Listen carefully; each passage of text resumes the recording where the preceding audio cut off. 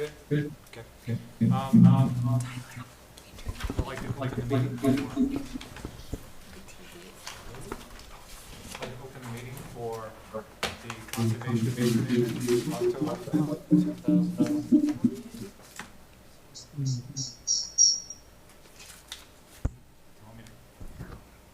Want me to mute this? Oh. Okay. Yeah, my computer is unmuted. I think Oh. I've changed it. Okay. Okay, October 5th, 2023. We are recording this meeting, both audio and video. If anybody online or in the room would like to make a separate recording, please let us know first. Without further ado, I'll open up the first public hearing, which is the ANRAD for 1 Paddock Lane. We good? He's just turning on the TVs so we can see Zoom. So you may continue, Jeff.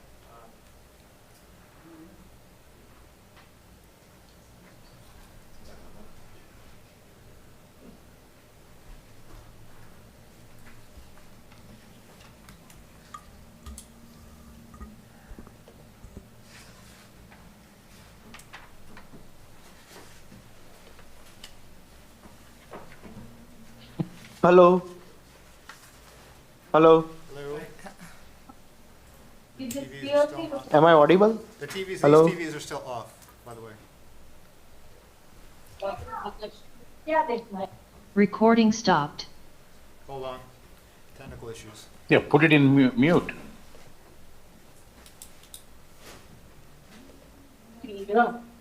Hello. Am I audible? Hello? Hello. Hi, we can hear you. I think No, the video inside the room, the video in the council chambers is just having some technical difficulties, so they'll get us up and running as soon as they can. Thanks for your patience. Yes. Okay, thank you.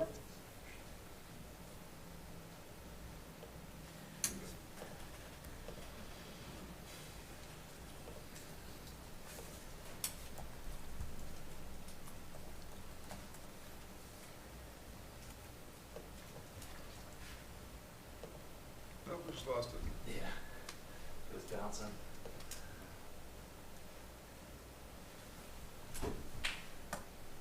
No. They're like trading places. You could just hit the button Okay, on there the it is. TV. Okay.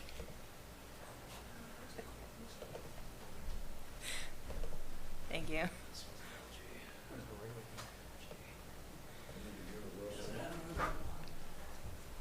Probably has a button. Thank you.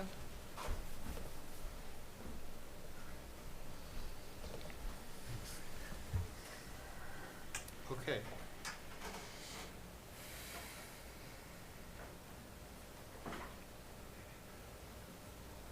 Okay, ready? Should Oh, be good. Okay. Wait, I think town chambers one needs to unmute. Otherwise, all of them are muted. I'm sorry. Are we Yeah. muted right now? Yeah, we're muted. Yeah, I think That's town chambers one needs to unmute. Can you, you can go tell him, Tyler. I don't know if he can hear you.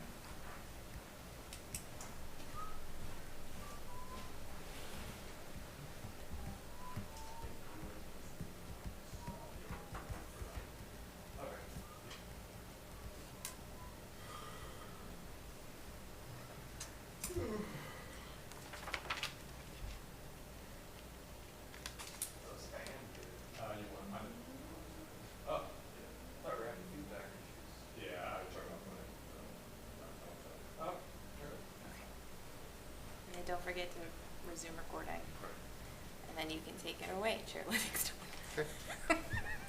I'm ready. Okay, good. We are ready. Recording in progress. Okay, we are back in business. Now, we would like to resume the hearing for 1 Paddock Lane, ANRAD. Is there anyone, oh, first of all, did you have anything for this, Brika? For 1 Paddock, they're still waiting to survey the flags, so they requested another continuance to October 19th. Oh, shoot, we're supposed to do a roll call? Roll call, okay, we've got to do a roll call. Yes. Mark LePage, present. Jeff Livingston present. Jeff Millen, present. Michael Ryan present. Anyone outside? Meg Hagan, present. Megan is present, okay. And then no one else, right? Just you online, right? Correct? Yes. I believe so, yes. Okay. All right, so roll call. Thank you very much. Just reminded me. So is there anybody here from One Paddock Lane? No? Okay. So without further ado, then I guess unless we have comments from the gallery, I don't think so. We'll take a motion to continue. All right, motion to continue the ANRAD for 1 Paddock Lane to October 19th at 7:01. Second. I have a motion and a second. Vote to continue. Continue. Vote to continue. Continue. Megan? Vote to continue. Okay, continued. Okay. Now I will open up the next public hearing for the NOI for 100 Financial Park. Rika, do you have any? Applicant requested a continuance. They're still working on traffic design. Okay. Is there anyone here from 100 Financial? Are there any comments about 100 Financial from anyone? Okay. There being none, I'll take a motion. Motion to continue the NOI on 100 Financial Park to October 19th at 7:02. Second. And Vote to continue. continue. Continue. Continue. Megan? Vote to continue. Okay. Open up the second public hearing for the NOI for 15 Liberty Way. Brita? Yep, applicant requested a continuance. They're still waiting to revise information and submit to DEP. Could I Okay. add one reminder that when we're continuing, we say a time? Oh, yes, we did. We were Thank supposed you. to see a time. That's No, good. I did. Okay. Did all you? right. Okay, thank you. All right, okay, all right. It's been a Because long it does day. go in the minutes. It does go in the minutes. I mean, the Yeah. time. the Oh, date I know, and the yeah, time. yeah, Yeah. no, Thank you. totally, Right, got it. But thank you. Okay. No worries. Is there anyone here from 15 Liberty Way? Are there any comments from the general public or anyone online? There being none, I will take a motion. Mr. Chairman, I'll give you a motion for the NOI for 15 Liberty Way to be continued until October 19th, 7:03. Second that. Okay, and Vote to continue. vote to continue. Vote to continue. Continue. Megan? Vote to continue. Okay. Now, I would like to open up the fourth public hearing for the NOI for Lot 1A Prospect Street. Rika? Sure. Lou, did you want to present your changes? Good evening. Happy with all the continuances. Got you on quick. I can get home earlier.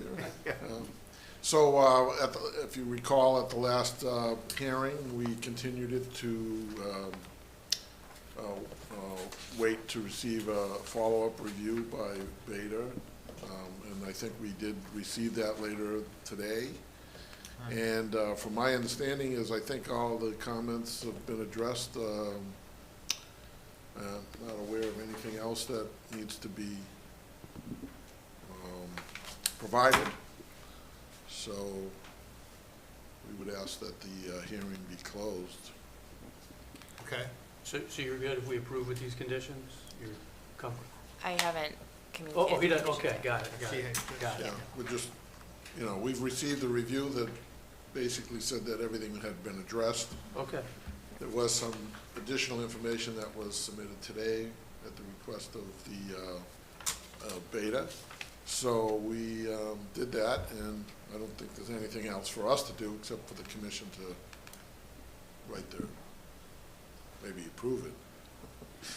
So, questions of Brika. In your notes. Yep. There were two, at least at this time the notes were written, there were two final outstanding items. Yep, What's the situation with these two outstanding items? they've been delivered. They have Yep, been so, delivered. yep. So, okay, so everything's done, okay. And that doesn't change any of the suggested conditions on No. the list, yes? It Okay. Yes. does not. Okay, so it looks like we're good to go. Before we do that, is there anyone that has any comments in the gallery or online? but you need to review the conditions. Yeah. Yes, please. yes, yes, Yep. yes, we will, okay, yes. Rika, can you read the conditions into the record, please? Sure, yep.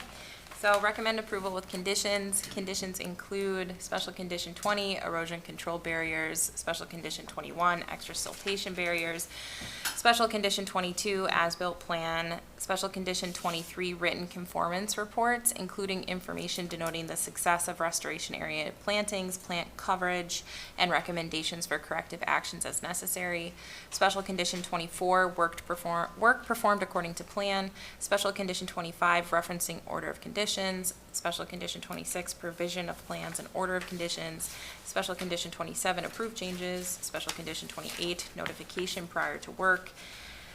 Special condition 29, right to impose additional conditions. Special condition 30, errata as changes. Special condition 31, compliance contact information. Special condition 32, weekly monitoring reports. Lou, it's not really weekly, it's bi-monthly, every other week, so just your regular construction monitoring. Special condition 33, use of clean fill. Special condition 34, no straw bales. Special condition 35, stockpile maintenance. Special condition 36, cleaning vehicles. Special condition 37, remedy upon problem identification. 38, barriers as limit of work. 39, limit of work marked. 40, no construction materials, that is within resource areas. 41, inspections and disposal of sediment. 44, removal of barriers. 46, stockpile location. 47, removal of sediment. 48, no refueling. 49, emergency repairs. 50, leaks and spills. 51, building permit sign off. And 52, the applicant shall schedule and have a pre-construction meeting with the conservation agent prior to the start of work. So, yeah, just to make sure we're all on set. We can do that when we walk the erosion control line. Okay, great. Are these, Sure. Well, okay? Okay, so without further ado, then I'll take a motion. All right, so we have a motion, actually, we gotta close the hearing, right? I'm sorry, yes. Yeah, motion to close the hearing on the NOI for Lot 1A Prospect Street. Second. Okay, Vote to close. vote to close. Vote to close. close. Megan, Vote to close. close. Okay, now. All right, so motion to approve the NOI on Lot 1A Prospect Street with conditions as stated. Second. Vote to approve. Vote to approve. Vote to approve. Approve. Megan, Vote to approve. thank you. All right. Thank you very much, appreciate it. Thank you. It doesn't mean I don't want to come back. We will miss you, we will miss you. Sounds good. Okay, thank you. Thanks for your patience. Thanks, Lou. Okay, so now I'd like to open up the NOI for 0 Upper Union Street Solar.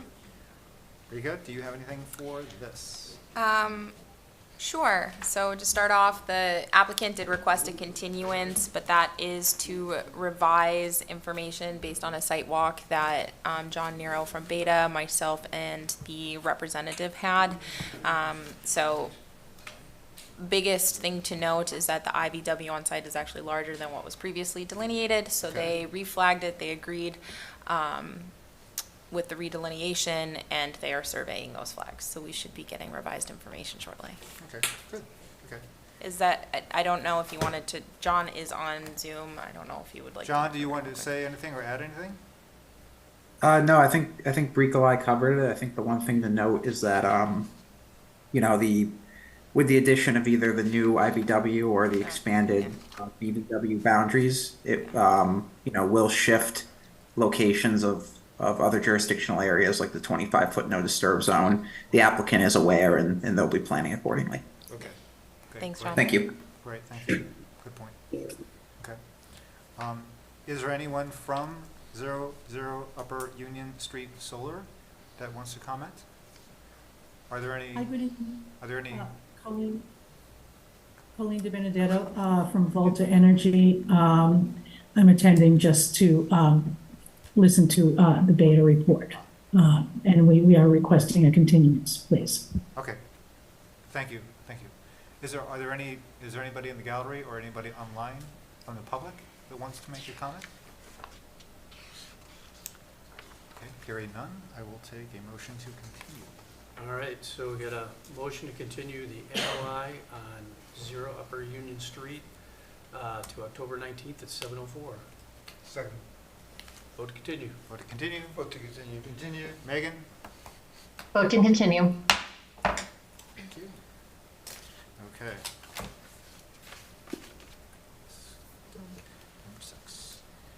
now I'd like to open up the hearing for the RDA for 121 Grove Street. Rika? The applicant has requested a continuance. I did just receive beta peer review today, though. I defer to the commission if they would like to hear John's presentation on it, but I would like to remind the commission you are not to discuss something that the applicant has requested a continuance on. So you can hear information, you cannot make a decision. Sure. Or discuss Understood, okay. John, do you want to say anything, or no? Wait. I don't mind giving a brief update Okay, if you would okay, like. Sure. So it was a pretty straightforward review. They're proposing test pits within upland areas. There are 2 resource area crossings required to access all the test pits they're looking to do. One of the crossings is through a existing maintained culvert crossing, and the other is through a less maintained herbaceously vegetated area. So we have just raised a few points that, it's certainly a permittable activity. We just raised that because they are crossing resource areas, they don't meet the exemption under the Wetlands Protection Act, so they should just send a copy of the RDA to Mass DEP for their records.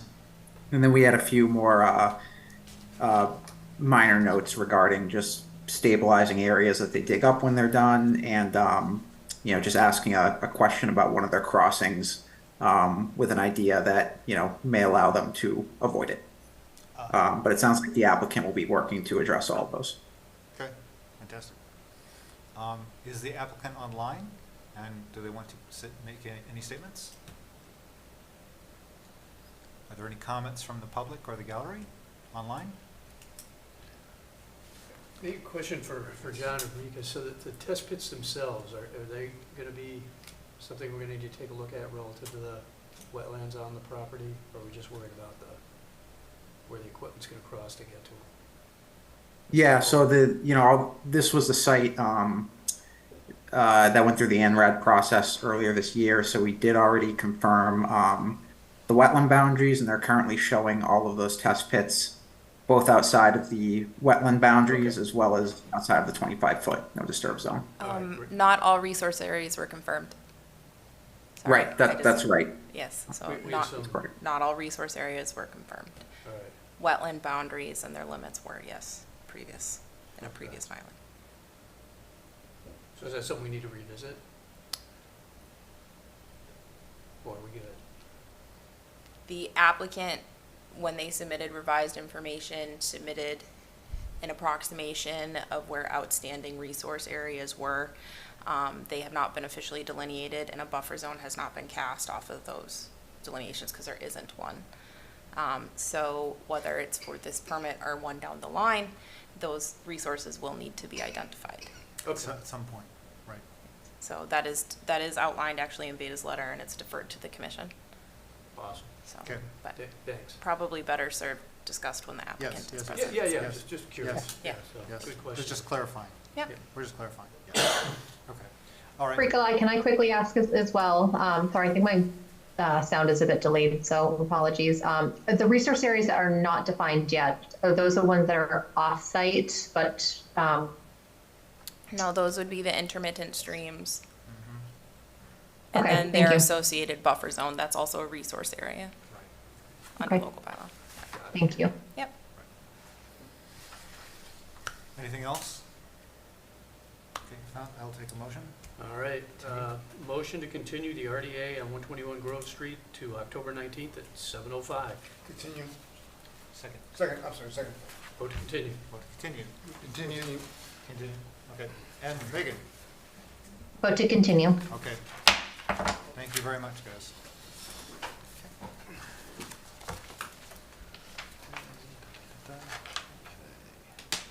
Good. All right. Okay, so now I'd like to open up the RDA, the hearing for the RDA for 121 Grove Street. We just did that. I'm sorry, apologize. Did not flip the page. I'm sorry, I'm opening up the hearing for the ANRAD for 124, 126 Grove Street, yes. Rika?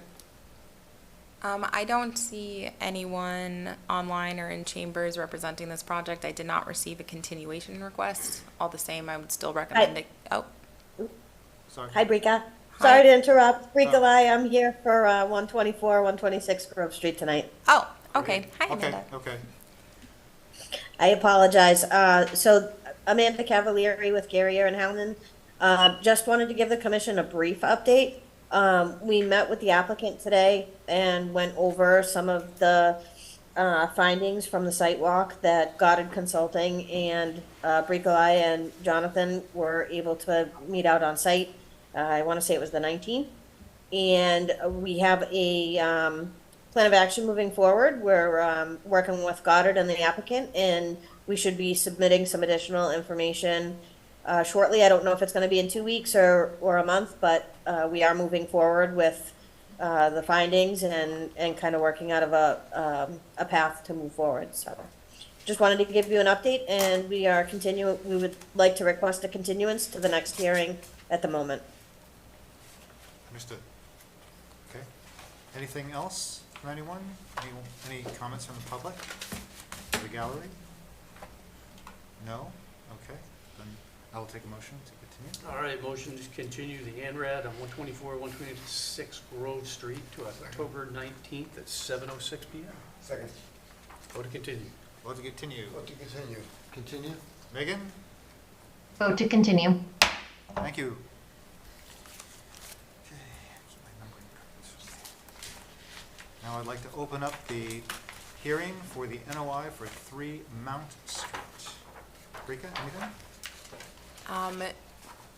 We received revised revised information from Amanda, who's also online. Beta is in receipt of that, and Beta is working on a response. So I am still waiting to review both in its entirety. Right, So. okay. Is anyone here from 3 Mount Street that wishes to make any comments? Are there any comments from the citizenry, the gallery, or online? Questions? Garrier and Howland is okay with a continuance. Okay. We can update the commission if there's any interest in seeing the plan changes, but they were all fairly minor in nature. Great, great. Anything else? No? No? Okay. Did you want to say anything? Did you raise your hand? No, I probably shouldn't, sir. Oh, okay. Okay. I'd rather be smart, and I wish it was, you guys give me the thumbs up today. I thought that's what I was here for. Oh, okay, okay. I see, Yeah, I see. guess we're waiting on Beta again, Yes, again? yeah, waiting for the review. Yeah. Sorry. So revised information was submitted earlier this week, so it only got to Beta earlier this week, so we are. Okay, yeah, okay. All right, apologies for the process. Motion. All right, motion to continue the NOI on 3 Mount Street to October 19th at 7:07 PM. Second.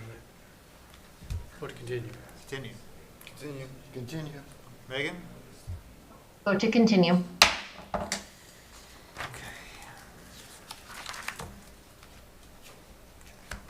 Now I'd like to open up the hearing. Good night, everybody. Guys, moving along a little better. We're trying to, for your it's a patience. long night, it's a Appreciate your long, patience. young night. Yeah, we're trying I to. did want to enjoy the Thank you. day.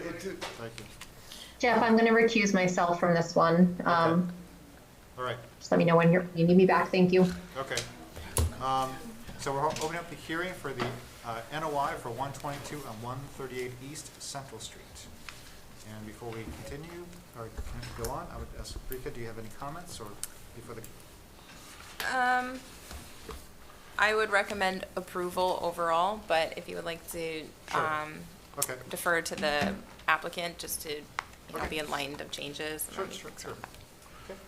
Sure. Good evening. Rick Goodrow with United Consultants, here this evening with Brad Chaffee. We were here a couple weeks ago to go over things with the commission. Excuse me. At that time, we had received the Beta review letter. We had scheduled a meeting in Bricolai, and Beta's consultants were able to meet with us to clarify some of the items. Subsequently, we've had a meeting with the planning board. And we've also received peer review comments from the planning board's consultants, town engineer, and we've incorporated all of those changes from Beta's peer review consultant regarding the wetlands, and peer review consultant regarding stormwater zoning items as well. So those changes were presented to Beta as well as refiled with the commission. We do have Beta's letter, I believe dated today, October 4th, or yesterday. And it appears that they've gone through the revised plans and have commented in the affirmative on most of the items. There were a few items that they've kicked forward to the commission just as a point of interest. And if the commission's had an opportunity to read the letter, has any questions, we'd be happy to discuss them with you. So, Thank you. back to you. Yeah. I'll give John a break here. I'll summarize for both of us, John, don't worry. So we all met on September 25th for that work session, if you recall. So thank you for meeting with us, Brad and Rick. Most of this was actually facilitated during that work meeting. So current, I'm going to say outstanding, but these are the items deferred to the commission to consider. For example, there is Japanese knotweed on the property. It's actually surrounding most of that IBW, which does transcend property boundaries. I think that's important to note. So while the applicant has noted that herbicide will be applied to the knotweed, which is for the most part an accepted use of herbicide for Japanese knotweed, and that knotweed debris will be managed in accordance with local, state, and federal laws. That is because Japanese knotweed and its soil is considered contaminated material, for the record. A detailed invasive species management plan has not been developed. I would recommend the commission approve the project and just condition that perhaps a plan be devised at a later date and submitted to me. I do have that in my conditions. Additionally, the applicant is paving within the 25 to 50 foot buffer zone pursuant to our local bylaw. Impervious surface within this zone is limited. However, if the property has been developed or disturbed prior to June 29th, 2006, the commission may still approve the project. I'd like to note that the applicant did submit a variance request specifically for work in the 25 foot and 25 to 50 for this impervious surface. There's also a net reduction in impervious surface within the entire buffer zone and increased stormwater management. And then the alternatives analysis, Beta did defer to the commission on the adequacy of the alternatives analysis for decreasing pavement in the buffer zone. You could ask the applicant to explain in more detail, but I'm satisfied either way, just based on the scope of the project and what it's for and overall use. Right, so I think that there was a decision that had to be made based upon, I think it's probably planning, that said you had to have so many parking spaces, right? So you had, right, exactly? So That's correct. Yes, and so you had, that was basically the minimum, that was, that basically became a limit of the project that you had to adhere to. Yes. Correct. So we and also, when we looked at the project and we developed the areas for the parking spaces, what we wanted to do is eliminate some of the existing pavement that is very close to the wetland. Right. So we've already removed the pavement from that area, and we're proposing to vegetate that area as opposed to repave that area. Right. So we felt that we had taken the best alternative, if you will, in the design of the project. So to come up with a more extensive alternatives analysis was a challenging, certainly we can come up with waiver requests, and we could try and write it away, but I think what we have is a good design. Yeah, I mean, I won't speak for the rest of the commissioners, but I agree with Brita Lai. I think that's true. Yeah, I mean, given what you're trying to do with the property. Yeah, and the planning constraints. I mean, come on, so, personally, yeah. Do you guys agree? Fine. Yes, okay, I mean, we all agree, yeah. Thank you. Anything else? No? Unless you wanted me to go to conditions. Oh, let me just ask the commissioners one question. I think it's fine to ask for invasive management plan to be done after the fact. I mean, I think that's certainly something they can do. to be presented, yes? Right? Yes. Okay.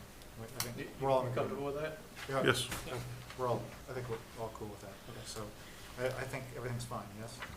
Okay, so do you want to read the conditions into the record? Can do, up to you. Also, don't forget public comment. Oh, sorry. Before I do this, let me ask, is there any public comment on this project from the citizens, either in the room or online? Okay, I have not heard anything. Okay. Thank you. So, yeah, recommend approval with conditions. Conditions include 20 erosion control barriers, 21 extra siltation barriers, 22 as-built plan, 23 written conformance reports, including similarly to Lot 1A, including information denoting the success of plantings, plant cover, and recommendations for corrective actions as necessary. 24, work performed according to plan. 25, referencing order of conditions. 26, provision of plans and order of conditions. 27, approved changes. 28, notification prior to work. 29, right to impose additional conditions. 30, errata as changes. 31, compliance contact information. 32, weekly monitoring reports. Again, that is bi-weekly, bi-monthly, every other week. Standard construction update reports. 33, use of clean fill. 34, no straw bales. 35, stockpile maintenance. 36, cleaning vehicles. 37, remedy upon problem identification. 38, barriers as limit of work. 39, limit of work marked. 40, no construction materials. That is within 0 to 25 foot buffer zone. I realize the rest of your property is in buffer zone. 41, inspections and disposal of sediment. No rock salt within the 25 foot no touch. For stockpiling. 44, removal of barriers. 46, stockpile location. 47, removal of sediment. 48, no refueling. 49, emergency repairs. 50, leaks and spills. 51, building permit sign off. And 52, the applicant shall provide an invasive species management plan to the conservation agent prior to the start of work to ensure that the knotweed is managed in a way that facilitates the establishment of native vegetation. I would like to note also that the applicant has denoted on their site plan that no snow storage is within the 25 foot. So that is why I did not condition it. Okay, okay. Right. So you're good with, you're good? Okay, all right. Looks like everybody is good. Yep. Any other questions? No? I think we're good, yeah? You want to, please approve? Motion to close the. First close. Yep, close the NOI on 122, 138 East Central Street. Second. Okay. Vote to close. Vote to close. Vote to close. Close. Megan? She's, She had to recuse. sorry, she's recused, yes, okay. So I think we're closed. Okay, now, a motion. Yeah, so motion to approve the NOI 122, 138 East Central Street with the variance requested as well as with the conditions as stated. Second? Second? Vote to approve. Vote to approve. Vote to approve. Approve? Okay, approved. Thank you, guys. Thanks, guys. Thank you very much. Thank you. Working with us. Thank Pretty you. organized. Thank you. Yeah. Thank you. Okay. Good, good, good. To approve, that's fantastic. Okay, let's see. All right. Now we'll move on to the hearing for the ANRAD for Tri-County Regional Vocational Technical High School. Rika, you had a comment here, there was, at least there was not any DEP number yet? Correct? Yep, no DEP number. Still waiting for Beta to finish their initial site visit and provide Okay. a peer review letter. Okay. So, Is there anyone here from Tri-County who wishes to comment? Is there anyone in the public, in the gallery, or online? Any questions for the commissioners? No? Okay. Is the vote to continue? approve this No. been done yet? Yeah, I was just curious, just point of curiosity. I think that's coming up. That's October 24th. It is the 24th, okay, Mhm. yeah, I was just curious. So, okay. hopefully Nancy's not watching. She'll get mad at you. She doesn't. Correct. Okay. Do you want to give me a vote? Sure, motion to continue the ANRAD and Tri-County Regional Vocational Technical High School till October 19th at 7:08. Second that. Vote to continue. Vote to continue. Vote to continue. Vote to continue. Megan? Vote to continue. Okay. And last Thank you. but not least, I would like to open up the hearing for the NOI for 230 Grove Street. Rika? Yes, so I think this is another one we can bounce off our plate, which is great. Rick Goudreau is still here to present on the projects, but I think I can actually just take it from here. So I did coordinate with Mike Maglio, our town engineer. He did the stormwater review for planning board since this did not go to beta. So there was just a few outstanding comments. Most of them have been met, and none of them would prohibit an approval tonight. So I wanted to defer to the commission to request that the applicant plant native vegetation on the top of slope for the drainage swale and or surrounding the swale as part of a mitigation planting plan. That is standard condition 19 that the commission has devised for previous projects. The second outstanding comment, the applicant has provided a vernal pool statement, so that no longer applies. Similarly, the construction sequence no longer applies. Site plan, which we run into a lot, our bylaw states it has to be 1 inch, a scale of 1 inch equals 40 feet. This is 1 inch equals 30 feet. I'm comfortable with that. That's Out of curiosity, does anybody know the origin of that? Is it somebody like had bad eyes or something? I have. I have. We see so many of them at 130. So I know the Wetlands Protection Act does have a scale preference, and maybe when we meet with Attorney Sorrell, that's something that we can revisit and perhaps modify moving forward. I mean, making a recommendation for scale as opposed to making a demand is a big difference. And you don't want people coming back and spending $1 zillion to have their plans redrawn. That's really dumb. Okay, so I'm just saying. Let's be real. Okay, so I'm throwing that one out. Sorry. That's okay. Unless anybody has objection. Similarly to 122, 138, I defer to the commission to consider the adequacy of the provided alternatives analysis for RFA. This that is riverfront area. This project is unique in that it is after the fact. It's already been done. Right. So to Rick Goudreau's point, you either redesign it or you leave it as is. Right.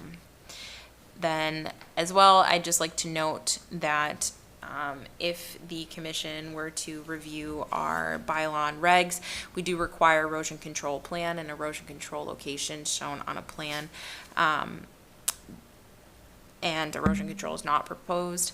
However, based on the proposed work, I'm comfortable with erosion control being eliminated, provided that all stockpiling occurs in the back of the property, well outside jurisdictional areas. I would like to note that jurisdictional areas is just a very small piece of this property, and that all the future proposed work is happening well away from jurisdictional areas. Is it's that relatively. A condition?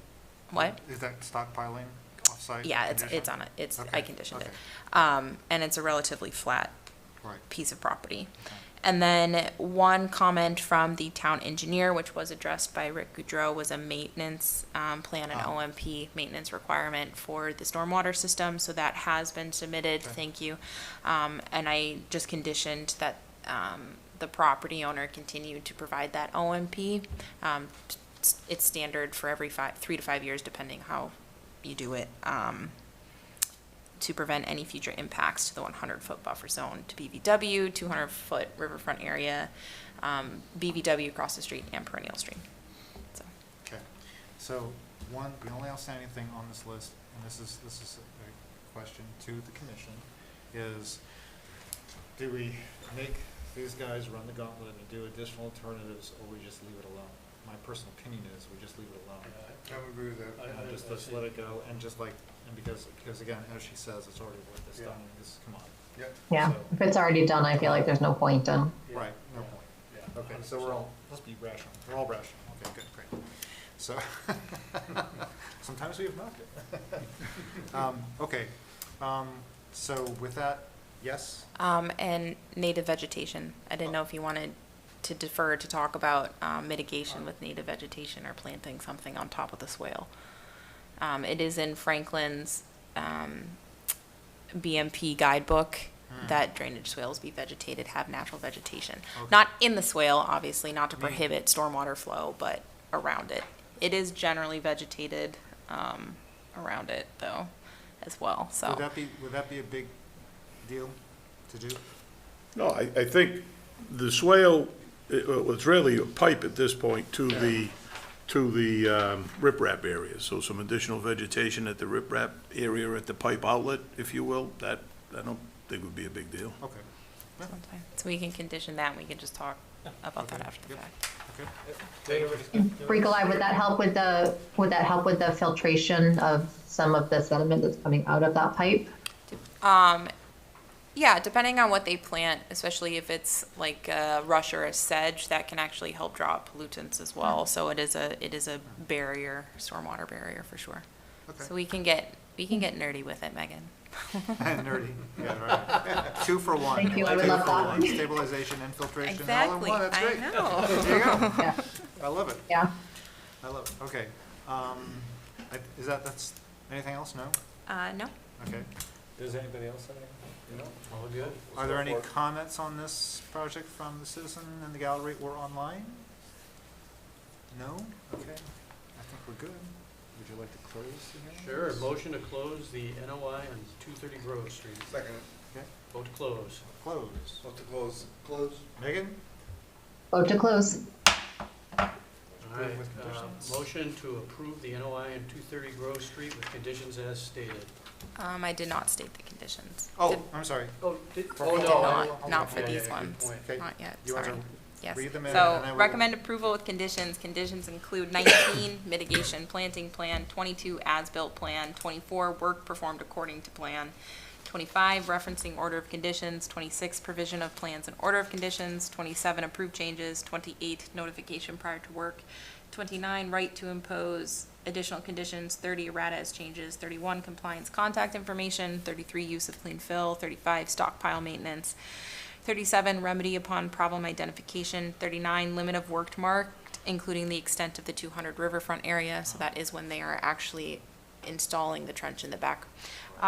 40, no construction materials, 46, stockpile location, 47, removal of sediment, 48, no refueling, 49, emergency repairs, 50, leaks and spills, 52, the applicant shall continue to provide an operations and maintenance plan to the town of Franklin, including the Conservation Department, in perpetuity to ensure the upkeep of the proposed stormwater system to prevent any future impacts to the 100-foot buffer zone to bordering vegetated wetlands, 200-foot riverfront area bordering vegetated wetlands and perennial stream. 53, you disregard. 53 and 54 is written on my agent report have been delivered today by the applicant. Okay, so that's off. Okay. Okay. So now we can do Yes. a motion to approve the NOI on 230 Grove Street with conditions as stated. Yes. Second. Vote to approve. Vote approved. Vote to approve. Approve. Megan? Vote to approve. Okay, thank you. Thank you. Thanks a lot, Rick. Thank you. Now let's go on to the general business section and minor buffer zone activity. We'll start with the first one for 3 Natalie Circle. And there was an MBZA submission as a submission requirement for an enforcement order. Yes, so we still have the enforcement order. So as a requirement of the enforcement order, it is standard for those forms to state an NOI filing. Based on initial information that I received and what I could see, I did check that box for an NOI filing. Fortunately, we were able to knock down the filing to an MBZA. Okay. So this is what the applicant has submitted. We will still need an extension of the enforcement order, but an MBZA has been provided. So as a requirement of the enforcement order, the property owner was required to remove vegetated debris within BVW. It's approximately 295 square feet of vegetative debris, lawn mowing clippings. Remove the carport. There was a carport there that small engines were being worked on with a sand, gravel, and stone fill within the 0 to 25 foot buffer zone. And then additionally, the Property owner is permitting for a shipping container. It's 8 feet by 40 feet within the 25 to 50 foot buffer zone, a fence within the 50 to 100 foot buffer zone, and a shed within the 50 to 100 foot buffer zone. These are all currently existing. So they were unpermitted, but now we are bringing the property owner back into compliance. Erroneous tree removal and woody debris and loam stockpiling also occurred within the 0 to 25 foot buffer zone, but those have been removed. The property owner has stated that the tree removal happened from storm debris. There was no photos, the tree's already gone, I can just see the cut stump. And that is within 0 to 25 foot. So since the violation occurred, the property owner has removed the carport, removed several inches of the sand, gravel, and stone fill, removed the loam stockpile, and removed the woody debris stockpile. Current outstanding items continue to include the vegetative debris within BVW and significant sand, gravel, and stone fill. So I defer to the commission to request that the vegetative debris would be removed from BVW, or perhaps a replication conversation can happen if the applicant is unable to remove that vegetative debris. However, considering it is just grass clippings and the applicant does have access to a tractor, I think it would be very easy to either place the tractor with a bucket right there and shovel it in, yeah, or pick it up. Is it just a matter of like taking it off-site someplace? Just, I mean, can't you just take it to the transfer station? Yeah, you could just take it to the transfer station. Yeah. And then I also defer to the commission to request that the applicant continue to remove the sand, gravel, and stone fill. I unfortunately don't know how deep it is. That may be a question for the property owner when they installed the carport. But regardless, this area, the 0 to 25 foot, will need to be loamed with clean loam and reseeded with a native seed mix.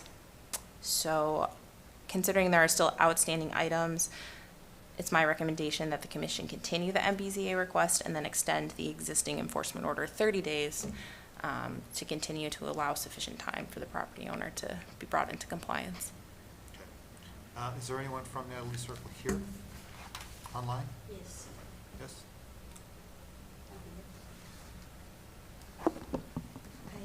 Yes? Recording, can you hear me? Yeah. Okay. According to Bricolai, Sorry, just state your name, please, because they'll take minutes. Dharmista Patel. Yeah, thanks. According to Bricolai, we did everything we could do it. The carport she states that we did not. It was there when I moved in. Anything that Bricolai is saying, the loom pile that we piled for 30 plus years, it was there, so we thought it was safe to put it on top of that. My husband tried to remove some more, but if he goes with the tractor, it just pushes into the so-called buffer zone. Okay, I don't know that was a buffer zone. I've never been told all these rules and regulations, and when the trees fell, we did not know that we can't touch those. So my husband just cut them up, and he just took it to the town dumpster. And we put it out there where they collect all the, leaves and whatever. So we took it there. But we did everything we could. I mean, we're disturbing more of the buffer zone than it was already there. My husband digged it up everything as he could with the tractor, as much as he could, even used the shovel to take it out. But as he goes more and more, there's more concrete coming out. So that was done before I even got the house. We just put the carport on it because my husband was he wasn't doing any repairing or anything in there.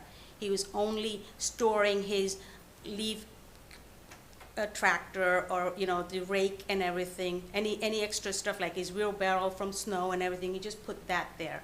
We did not disturb anything. Just storage. Yeah, just storage. so it was just a storage container to put the extra stuff we had. And according to the commission manager, I was told that we have to, the fence, we have to do something about it. But we did not, when I went to the town hall to take permit, they told me if the fence is under 6 feet, I do not need a permit or anything. So I didn't understand that part, and it's not like it's within the 25 of buffer zone or something. My husband was right here, he measured it, it's like 80 feet away from buffer zone. And the lawn was right up till there too, so we just did it where the lawn was, and there was previously, before we replaced that fence, there was an old fence there too. So we just took the old one out and replaced it with the new, because it was rotting. And I wasn't sure that if that's gonna cause any problem. You know, it's just that animals were coming and grandkids are little kids. I didn't want them running back there because all there is trees and half of them are all dead. If you come and touch a tree, they'll fall. They're black and they're dead. So most of the thing back there is nothing that we've done. It was already there. Only thing my husband did was, when he moved in with me, he bought a container and a storage thing. And it's been there for 10 plus years. And nobody ever said anything to me.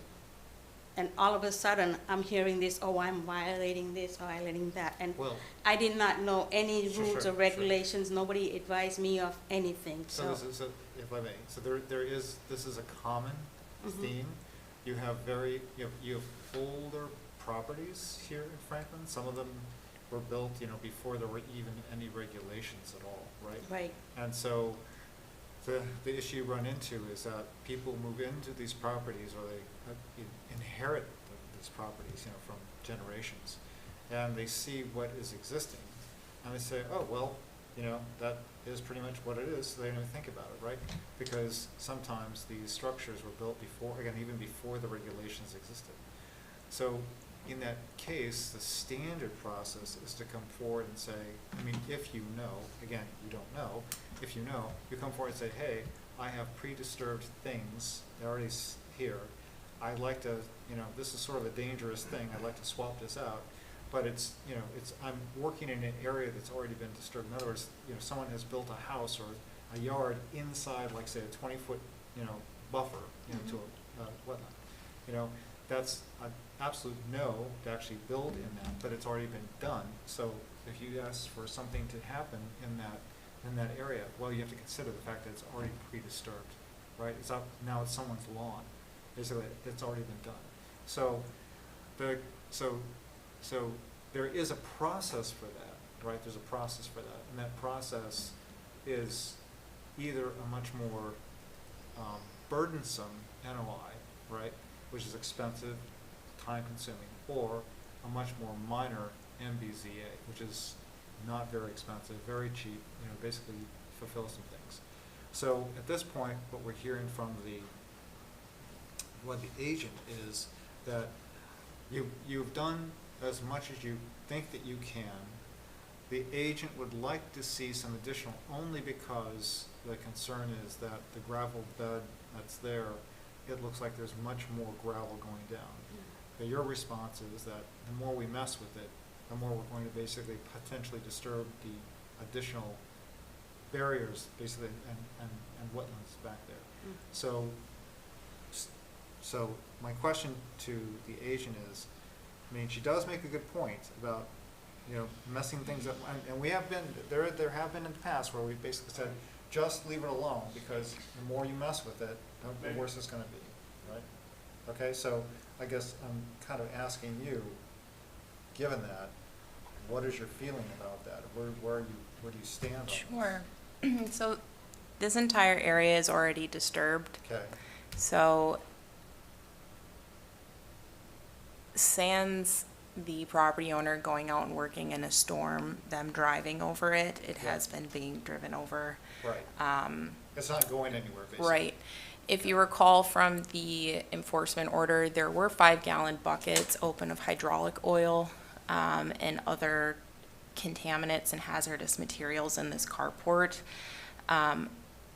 My concern for removing the sand and gravel fill is to get as much of anything that has permeated or spilled out as much as possible. Right. To that point, we don't know how far it goes, and I don't want to put an unnecessary burden on them to continue to dig down 10 feet. I really don't think it goes down that far to that, but then again, no matter what, the end goal is to get it loamed and seeded. So it will be repaired. Okay, so there's, basically at this point, there's no way that can happen without the gravel being taken out. I mean, the loam and You seed. could loam and seed over it, but I am curious to see how far it goes down. And maybe it's something that they just stick a shovel in a small area to see how far it goes down. If it goes down another 6 inches, maybe they could take the tractor to it again. Do you guys know how deep it is? Have you, We dug up at least 6 feet of it, I think. I mean, I've sent, Brickley has the before and after pictures in all the buckets that my husband, he has a tractor. So whatever he changed, it was in the buckets. He's cleaned out. I've given all the pictures to Brickley, but before and after to see what we've cleaned up. We moved everything according to what she told us to do. And it's spotless, it's clean. There's nothing left out there. My husband got rid of all the buckets that he had, whether they were stuff in it, not in it. He took it and it's all cleaned out. But, okay, just that what you're doing is, you're doing two things, right? You're Yes. trying to remove it, but you're also preparing for putting some loam. Well, that's and what seed. we were waiting for Brickley to Right. tell us, that if Okay. we've dug as much as we can, Yeah. and it's about this deep from the trees, if you looked at from the trees that fell and my husband cut it and the stems are there, it's about this deep. Okay. We can fill that with loam Yeah, and let the vegetation take it itself. It was not lawn there, nothing was there. It was because all pine trees are there, there's no Right. lawn there. right, right. So we can let the vegetation take over it, and we won't go beyond the fence to do anything. You know, we will Okay. just take everything and just leave it away from the fence on this side of the house. Right. I mean, not beyond there. So, I mean, we can try to do that, but if we have to do something, we need some guidance to see where we have to do it. If somebody comes and put a stake on it or something and say, okay, you have to be far away from the buffer zone for this, you need to clean this, you need to do this, we can do all that. We're ready to do that. We have no problem in doing that. So, But- I guess, so I'm guessing, so, Brika, it sounds to me like they are trying to do what is right. Okay, they're trying to address this, and they're trying to get ready to do the loan. They just want to basically get this remedy and done. It sounds to me, I mean, honestly, it sounds to me, I mean, would it be, you think would be valuable or productive if you two got together on site? So I've been out there 3 separate times. Okay. Yeah, so Okay. I have done So you- that. okay. I am unable to delineate for residents, but Right. I have communicated where the 25-foot buffer zone is, Okay. where, you know, things need to be removed from in there. Okay. And it got to a point where unfortunately I need the commission's preference on how you would like to proceed.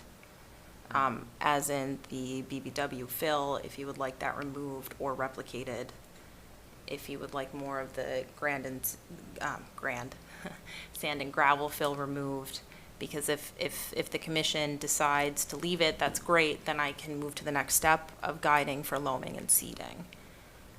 But we're at the point where I do not have the authority to make those decisions. Is this something that we have to see? I was gonna say, we Sure. It sounds to me like it's, Yeah, we have to see this. that's fine. say we look at pictures. There are pictures on Google Drive, yep. So Darmista submitted photos, and then I submitted recent photos from the last time I was out of the fill area. Tyler, could you actually pull up my photos, please? They're the independent images. So I included photos of the fill area, the sand and gravel, the BVW fill area for vegetative debris, the sand and gravel, okay, that's fine. They're within your Google Drive. The sand and gravel area, and previous photos or previous meeting folders, there are the previous conditions. And then I also included photos just of the shipping container. Eli, the pictures that are up now, are both of those the current state of the sand and gravel area where the carport was? I would Potentially, my photos are more recent than her submission. I went out after Okay. she had submitted this MBZA, so I don't know if work occurred between then or not. If I may, there's a Yes. before and an after. If you see it on the right side of me, it's where the gravel was. And then we've cleaned out. It's the other picture that you can see how much we've tried to clean out. And you can see how we've taken out the gravels from those pictures. And you can also see, if you see the greenery on the back, that's how much deep we've gone down to dig in. I mean, if we'll get a truckload of loam and fill that, but if we do anything else, it's gonna go to a buffer zone, and we're gonna disturb the 25 buffer zone that everybody's talking about. And what was kind of your read on the grass clippings back there? The grass clippings were on the side of, the left-hand side of my place. It's not here. I don't know where the pictures are, but I did give Rick all the pictures. The grass clippings are on, the previous owner used to dump it, and we just dumped it. It gets composed. It doesn't show any, next year, it'd be all mud. They're here, they're here, they're in a PDF file. Yeah, so I think we just need to be clear here with the grass cuttings that they cannot be within that 25-foot buffer zone, so. They're within the wetland. I'm sorry to interrupt, Megan. I just would like to. Sorry, yes, correct thank you. Yeah. Correct, sorry. I mean, we can Yep, so we want try to make sure that those are, We can try to remove more. My husband can rent one of those, what's the machine, honey? Come here. What do you want to remove? No, come here. oh,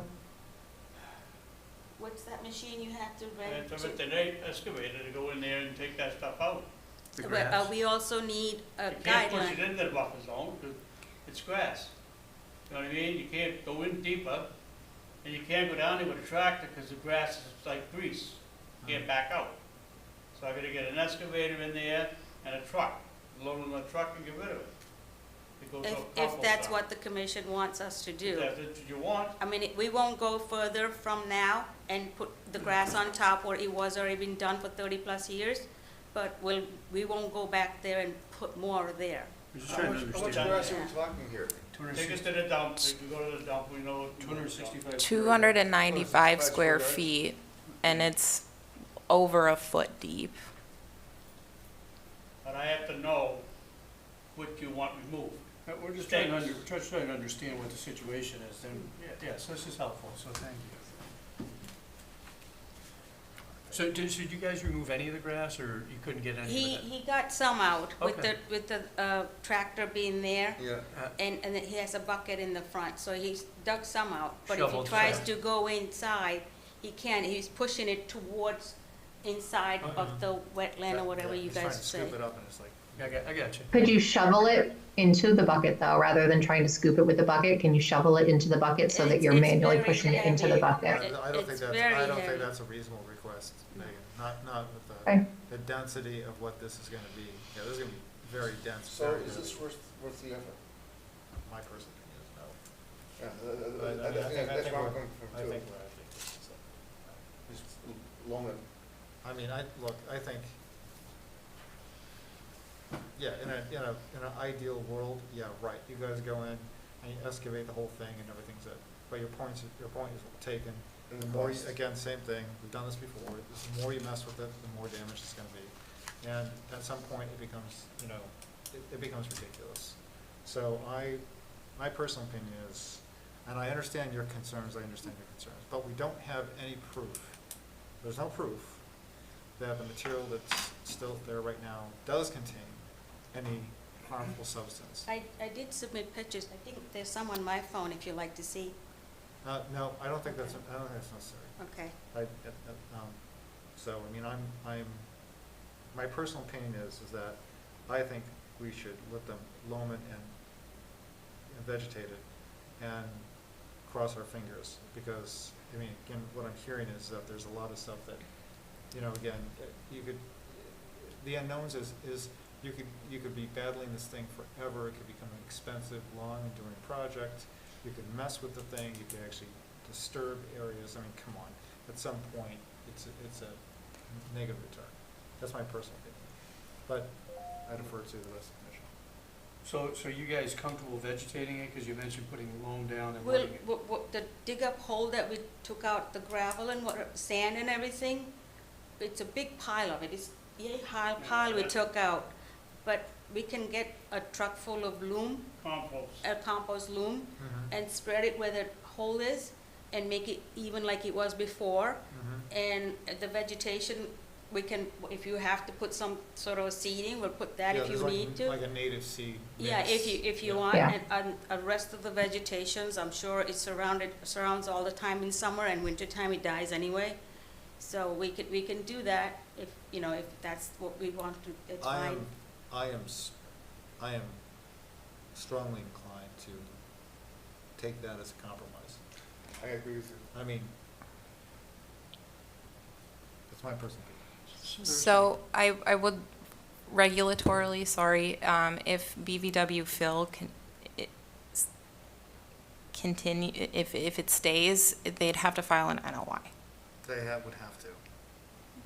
And they'd have to replicate, because that's, unfortunately, it's not an IVW, so it's nothing that we can locally we can have local jurisdiction over. It is BVW. That's the problem.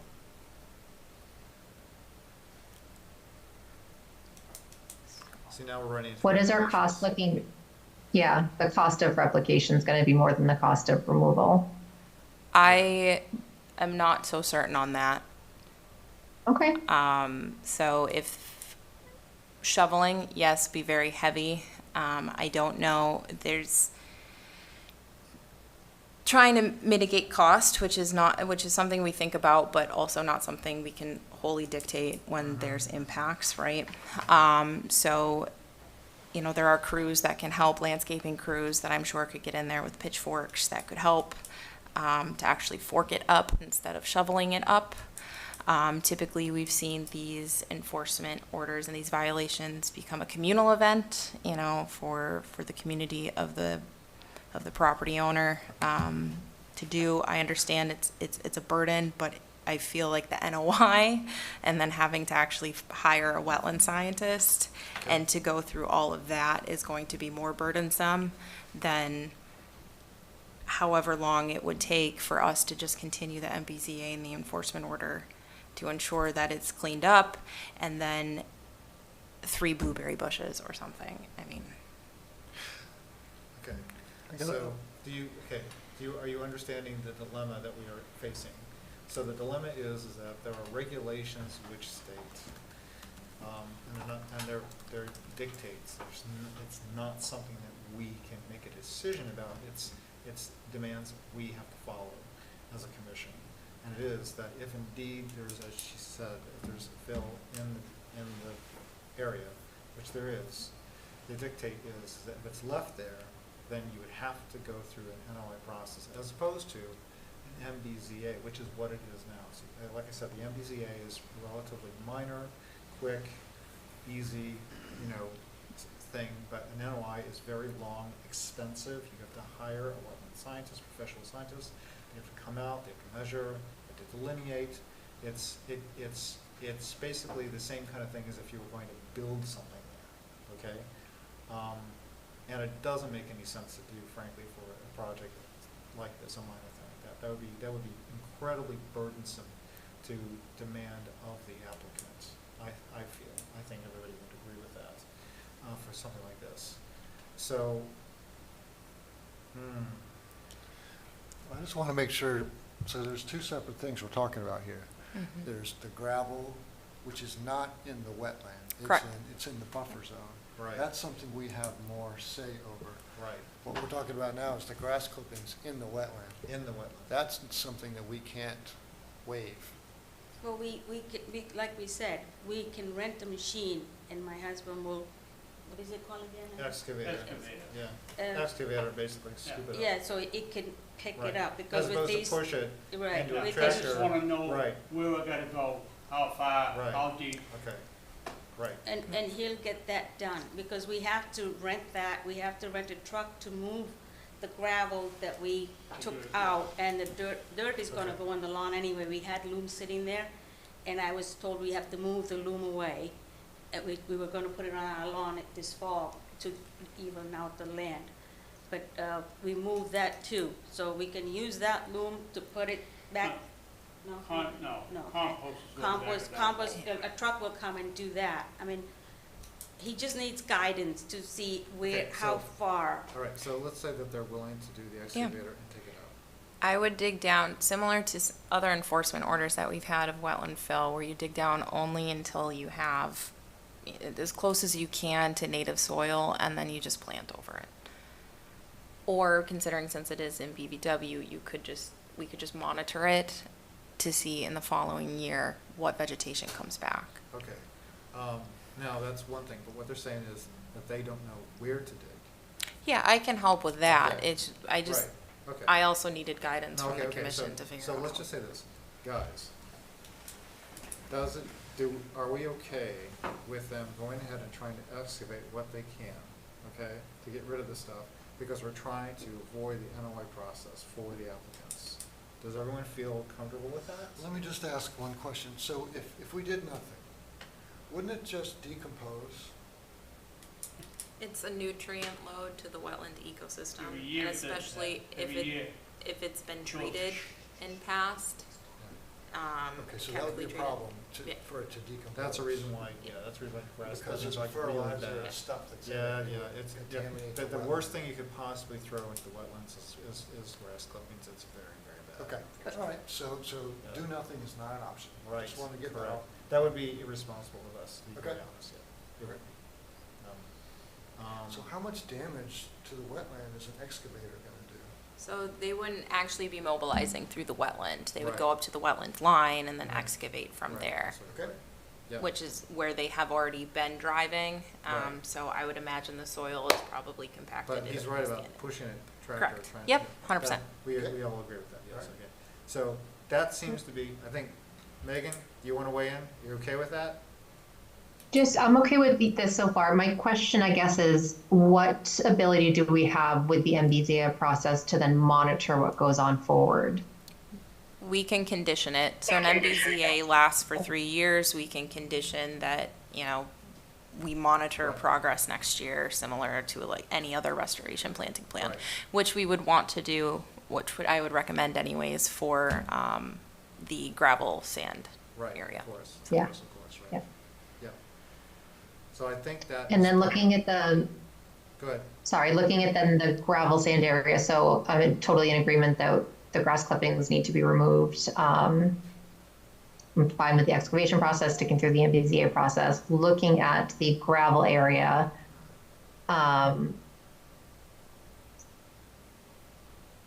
how far down, you said they need to excavate until they see native soil in that specific area? Is that what we're talking about, Rikolai? Sure. So the native soil comment was for the grass clippings. Right. So when they're excavating, they're not actually scarring and creating more damage at that point. Okay. Without being a thorn in anybody's side, if they already have the excavator, would you like them to explore Yes, the sand and that's gravel what I was gonna area? suggest. I mean, that's the easiest way just to get this done. Okay. May I say something? Yes. Also, I don't know, I'll be disturbing my neighbor's area, because my housing thing goes kind of crooked in the back. Right. So I don't know if you're digging something up and my neighbor actually has water running back there. Are we gonna cause any problems if we dig more? Because there's water that comes down from that side from the easement. And that's the only time we see water, otherwise it's always dry. There's a stream beyond that wetland area, it's called, but we don't go that far anyway. We never cleared our area to go all the way back to the power line, where my property ends. But I haven't done anything like that, so I don't know if my neighbor's gonna oppose us bringing the excavator and making a mess on their side. I don't know anything about that. I guess my question is, I mean, this isn't an NOI. No, and it's on their property, Yeah. and you actually have wooded areas splitting the parcels. So there is privacy, there's screening. Okay, so. There's no need for a butter notification. Okay, I'm just you saying, know. so it's very good that you made that point, because the difference, one big difference between an MBZA and an NOI, when you do an NOI, you have to notify all your abutters. So you would actually have to involve your neighbor. With an MBZA process, you do not. Okay? Okay. So if you're worried about that, you definitely want to try to go the MBZA route. Well, they're very nice neighbors, they won't oppose on something, but I don't want anything to, the town come and say, oh, this wasn't yours, why did you dig this up? You know, No. I don't want No, I don't something think like that's- that yeah. happen to me. Yeah, I mean, they're very nice people next to me, I'm very friendly with them too. Good, So good. there's Okay. nothing, like if I say I have to do this, they're not gonna oppose, but I don't want somebody from town to come and say, hey, you're not supposed to do this. Right, you right, know? right, yeah. I mean, we had a common dog fence going through. There's some flags still in there too for dog fence. And then we had to separate it because the dogs departed from each other. And we got a new dog, so we cut the fence and we still have flags between the two properties, you know. But other than that, I mean, we're very friendly, we have no problem, but just for And the. you want to continue that way? Yeah, well, no, basically. that's what I wanna do. I wanna Yeah. continue It's to be a like- nice neighbor. I don't Hey, wanna why cause is my any house trouble. flooding all of a sudden? Oh. Well, they do get water in their house sometimes, in their basement, they do Right. get some, but it's not from us. Right, They right. have the, like I said, the drain water pipes going through their thing, and then Right. they have a wetland in the back, and it's from all that they have.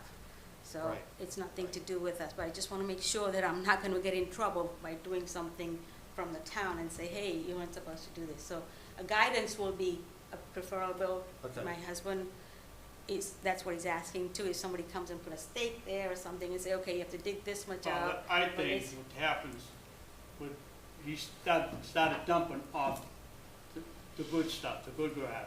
There's a big pine tree in one corner, and it's high ground. And all it's high ground except where the grass is. So I think, take the grass spot out, and everybody be happy, you know? Okay. Like I said, the only way you can take it out is go like this. Yeah, scoop And it, not yeah. push it. Toward you, not away Right, from you, yes, right. okay. And Yeah, that would make her happy. yeah, okay. It's not about making me happy. All of Bringing us into compliance is Yeah, oh, yeah, all okay. I aim for. Yeah, yeah, okay, I honestly think that is the best plan for everybody. Yeah. Given the extenuating circumstances we have and history and everything else that's going on, and trying not to saddle you guys with this ridiculous process and expensive and everything, right? So that's what we're trying not to do. So, okay, so, all right, so you will help them? Yeah. Okay, she will help you denote where and, If I ain't there, I'll leave a box of stakes. All you have to do is lay them down or put them to 25 or wherever you measure. Yeah, well, So I know where Yeah. I gotta go, that sounds good. Yeah. you know? It would be better for you guys to get together like in person. Well, he generally works I during the work- daytime, he Ah. works Yeah. 5 to 5, I see, so he's not home, I don't have a job. I see, So okay. I'm home, so every time I invite Bricolite to my I see, place, see, it's okay. always me. Okay. Wednesdays, And- here till and- 6. And this- Thursdays, every other Thursday. Okay. So I'm always at home, so she communicates with me most of the time, and Okay, I all right. relate it to my husband, because I'm not machine operator or anything Right, like right, that, so Okay. he does everything So himself. that's the way I feel about the whole thing. Just show me Yeah, what yeah. you want me to do. Okay. I think we're all on the same page. It's not now. my Yeah. problem, it's not our problem. We'll clean it somebody else's problem. Yeah, yeah. You know, you yeah, follow yeah. suit. Yeah, yeah, You know, if that guy takes a left-hand turn, you take it. You don't know where he's yeah. No, I going, know, you know. but again, unfortunately, very unfortunately, we do run into this more often than you would expect. Where people buy a property and it's like, I didn't know about any of this. I wasn't told about any of this. They're supposed to be told, but they weren't, and suddenly they get hit because it's the property owner's burden under the law, right? Even if the other person was the one that did everything, unfortunately, right? Mm. You can't go back and say, hey, dude, come and clean your mess up. You can't do that. I wish you could. You can't. Too bad. Okay. So, and we understand that. That's why we're trying to not kill the applicant that inherited this problem, because then we look like terrible people. It's like, oh, we're gonna kill these guys, look, no. They didn't know. No. Okay, so please understand that we are sympathetic to that situation. We have seen it many times. That's Okay. the plan I wanna go with. Yeah. Okay? So. Yeah. um, Can I just quickly ask one more question? I know we were talking about the sand and gravel area and excavating that down and bringing loom in. Nikolai, what's your thought on leaving the loom and letting it naturally revegetate, or putting a seed mix down for some stabilization? I would recommend a seed mix, especially for stabilization, Okay. and with how close it is actually to the wetland. So the edge of the this fill in question is about 10 feet. Okay, So I would absolutely okay, recommend something. okay, okay. Just- Thank you. just see- again, Yeah. You can get these native seed mixes, you just throw it down. You get some from the Okay. Lowe's or Home Um, Depot or something. I can actually help guide you with that because we'll want to make sure it's 100% native and that it actually is fit for the acidic soils and the wooded areas. And we can make it, Okay. affordable for sure, but I'd like Right, to help okay. guide that. Right, because one of the Fabulous. things that the agent is suggesting is that the MBZA be kept open such that basically in 1 year, 2 years, you can actually go back and say, okay, well, plants that you planted are actually growing and vegetating, everything's fine, so, cool, right? But I mean, if it comes back, if you come back a year from now and nothing's grown, well, then obviously something, there's no point. That did not meet the standard that we were trying to create when we vegetated this thing and made it stable, right? So, Okay. right, so definitely work with the agent to get the right mix for that specific spot. Okay, yeah, we have no problem. Okay. Anything else? I think we're good. So we're gonna keep the, Yeah, I would continue the MBZA and the enforcement order probably for 30 days so we For 30 can days. coordinate and then, Okay. yeah. okay, so we're just gonna do that in one vote? We're gonna do that I do 2 votes, Two one for the votes, MBZA, okay. one for the. Does anything do we need to discuss the shipping container, the fence, the shed, all in the buffer area? So they are seeking that to be permitted. Right. So you Right. could discuss it now, but you would approve it with the MBZA, in the future when Okay. you wrap everything Right. up, so. The main thing was it wasn't permanent. Okay. Right, so now they're gonna include it in it. Okay. So, okay. Yes. Might I ask that, would you be able to send me your schedule? I'm here late on Wednesdays and then every other Thursday, so we can coordinate. I'm home. Doesn't matter when you send me the time. I mean, my husband gets Yeah. home at 5:30. Okay, yeah, If you so, want to come after 5:30, you're welcome to, so he can be present. okay, so does next Wednesday work? Does that, Yeah, that does should be does that fine. work? Okay. Yeah, it would be good for all three, everybody to be, so everybody knows totally what's going on, I think. Yeah. Okay, I just suggest we kind of summarize, because we've talked a lot about a lot of different things. well, they've agreed to excavate the grass.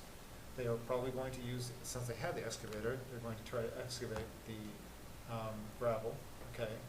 They have agreed to put a loam mix and also use some planting mix. That's pretty much it.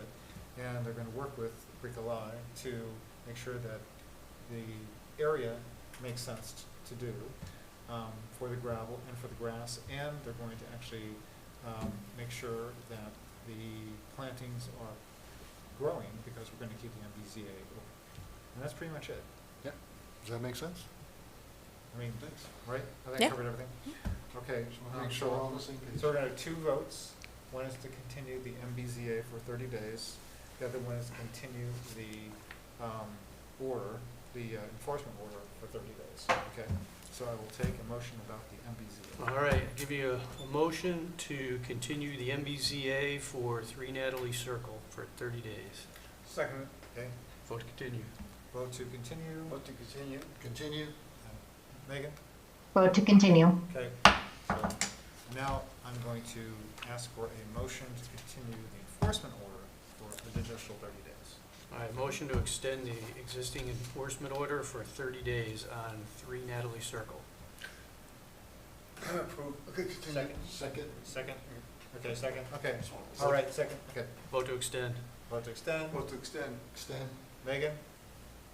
Vote to extend. Okay. You're done for tonight. Okay. Thank you Okay, for all right. taking the time to Try, explain yeah, it. but try, definitely work with her. We're gonna try to get all this done in the easiest possible way, lowest cost way we can, okay, Okay. right? Because, I mean, yeah, we'll work with Bricolage and Right. see whatever she tells us we're willing to do. Right. We've done so far, whatever she No, told us. and thank you for so. working with us. Again, we run into these difficulties all the time because it's Franklin. You got I that haven't right. told I've been the here for time. 43 years and I've seen everything. Yeah, yeah. Believe it. Yeah, okay. Thank you so much for your Thank time. you. Thank you. Thank you. Okay. All right, so Natalie is done. Okay. Now, let's go to the minor buffer zone activity for 16 Oxford Drive. Yes, so actually the property owner is, she's raising her hand, she is on Zoom. Okay. I would actually invite her to explain her project a little bit. Okay, and then- please, go ahead. Hi, can you guys hear me? Yes. Yep. Yes, so this is Lauren Cluse. I live at 16 Oxford Drive. This summer, I believe early July, with the extensive rains that we had a lot of damage to our retaining wall that we had on the side of our property. It collapsed into our driveway, and we've had a massive sinkhole develop at the bottom of our driveway. So we've hired a contractor to fix our retaining wall, because obviously that needs to be fixed. That's hopefully starting in the next week or so. And then we will need to have our driveway repaved, the sinkhole addressed. And I think all the rainwater that comes down our driveway, we need to have, a drainage system put into place so that this doesn't happen again in the future. So part of what Asphalt Engineering has proposed is to, and I apologize, I'm not good with technical terms or exactly what they're looking to do, but have proposed running the drain across our backyard towards our wetlands, or not towards our wetlands, towards I guess what would be our neighbor's wetlands or wetland zone, to fix the drainage issue that we have going on in our driveway, so that this hopefully doesn't happen again. Okay. So I don't know if there's any questions or if I'm leaving anything out, if I need to describe it more. Brika did come out and look at it just to check it out and see what was going on. And so she recommended that I filed the MBZA, is that what I filed? Yeah, to move forward to make sure that what they're going to do is okay. And Briggy, you had in your notes, you have that you had suggested standard conditions and 2 additional conditions. Would you like to explain what those 2 conditions, special conditions are? So standard MBZA conditions are included. It's just notification prior to work. Okay, and notifying me when work is done. And then one special condition, Lauren, and for the commission, since this is a single family home, even though this is a stormwater system, no stormwater treatment is required. Okay. But since we are discharging into the buffer zone, I was curious, I did have 2 conditions. Yes. I was curious, Lauren, if you'd be willing to plant some native perennials, like a sedge or a rush at that discharge location, just to help soak up any contaminants that might be coming from your driveway. Let's say if you had an oil leak and it goes into the stormwater system and it just discharges. Yeah, absolutely, as long as you could guide me with those native plantings. So then the part 2 of that, or the second condition, would that, we'd work together and you'd provide a planting plan to me prior to the completion of installation of that PVC pipe. So. Right. Okay. Pretty easy. Yeah, I can certainly do that. Okay. Yep. Okay. Any questions? I'm good. Lauren, can I just ask a quick question? Lauren, is there any regular basis where there's machine work or anything like that done on the driveway where we'd, be concerned about discharge of excessive pollutants? No, I don't think so. Yeah, just so you don't work on heavy machines in the driveway on a regular basis, sort of thing. No, we just drive up and down it. That's the extent of Standard it. residential driveway. Yeah. Perfect. Nope, that was it for me then. Thanks, Lauren. Okay, yep.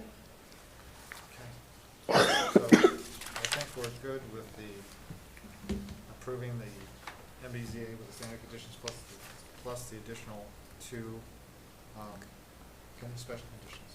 All right, so give you a motion to approve the MBZA at 16 Oxford Drive with standard conditions and the special conditions as stated. Okay, second it. Okay. Vote to approve. Approve. Move to approve. Approve. Megan? Vote to approve. Thank you very much. Thank you. Thanks, Lauren. Thank you. Thanks, Lauren. Lauren. Thanks, Lauren. Okay, now I'm going to open up the last MBZA for 393 Prospect Street. Rika? Yes, the property owner is with us tonight, but this is your standard tree removal.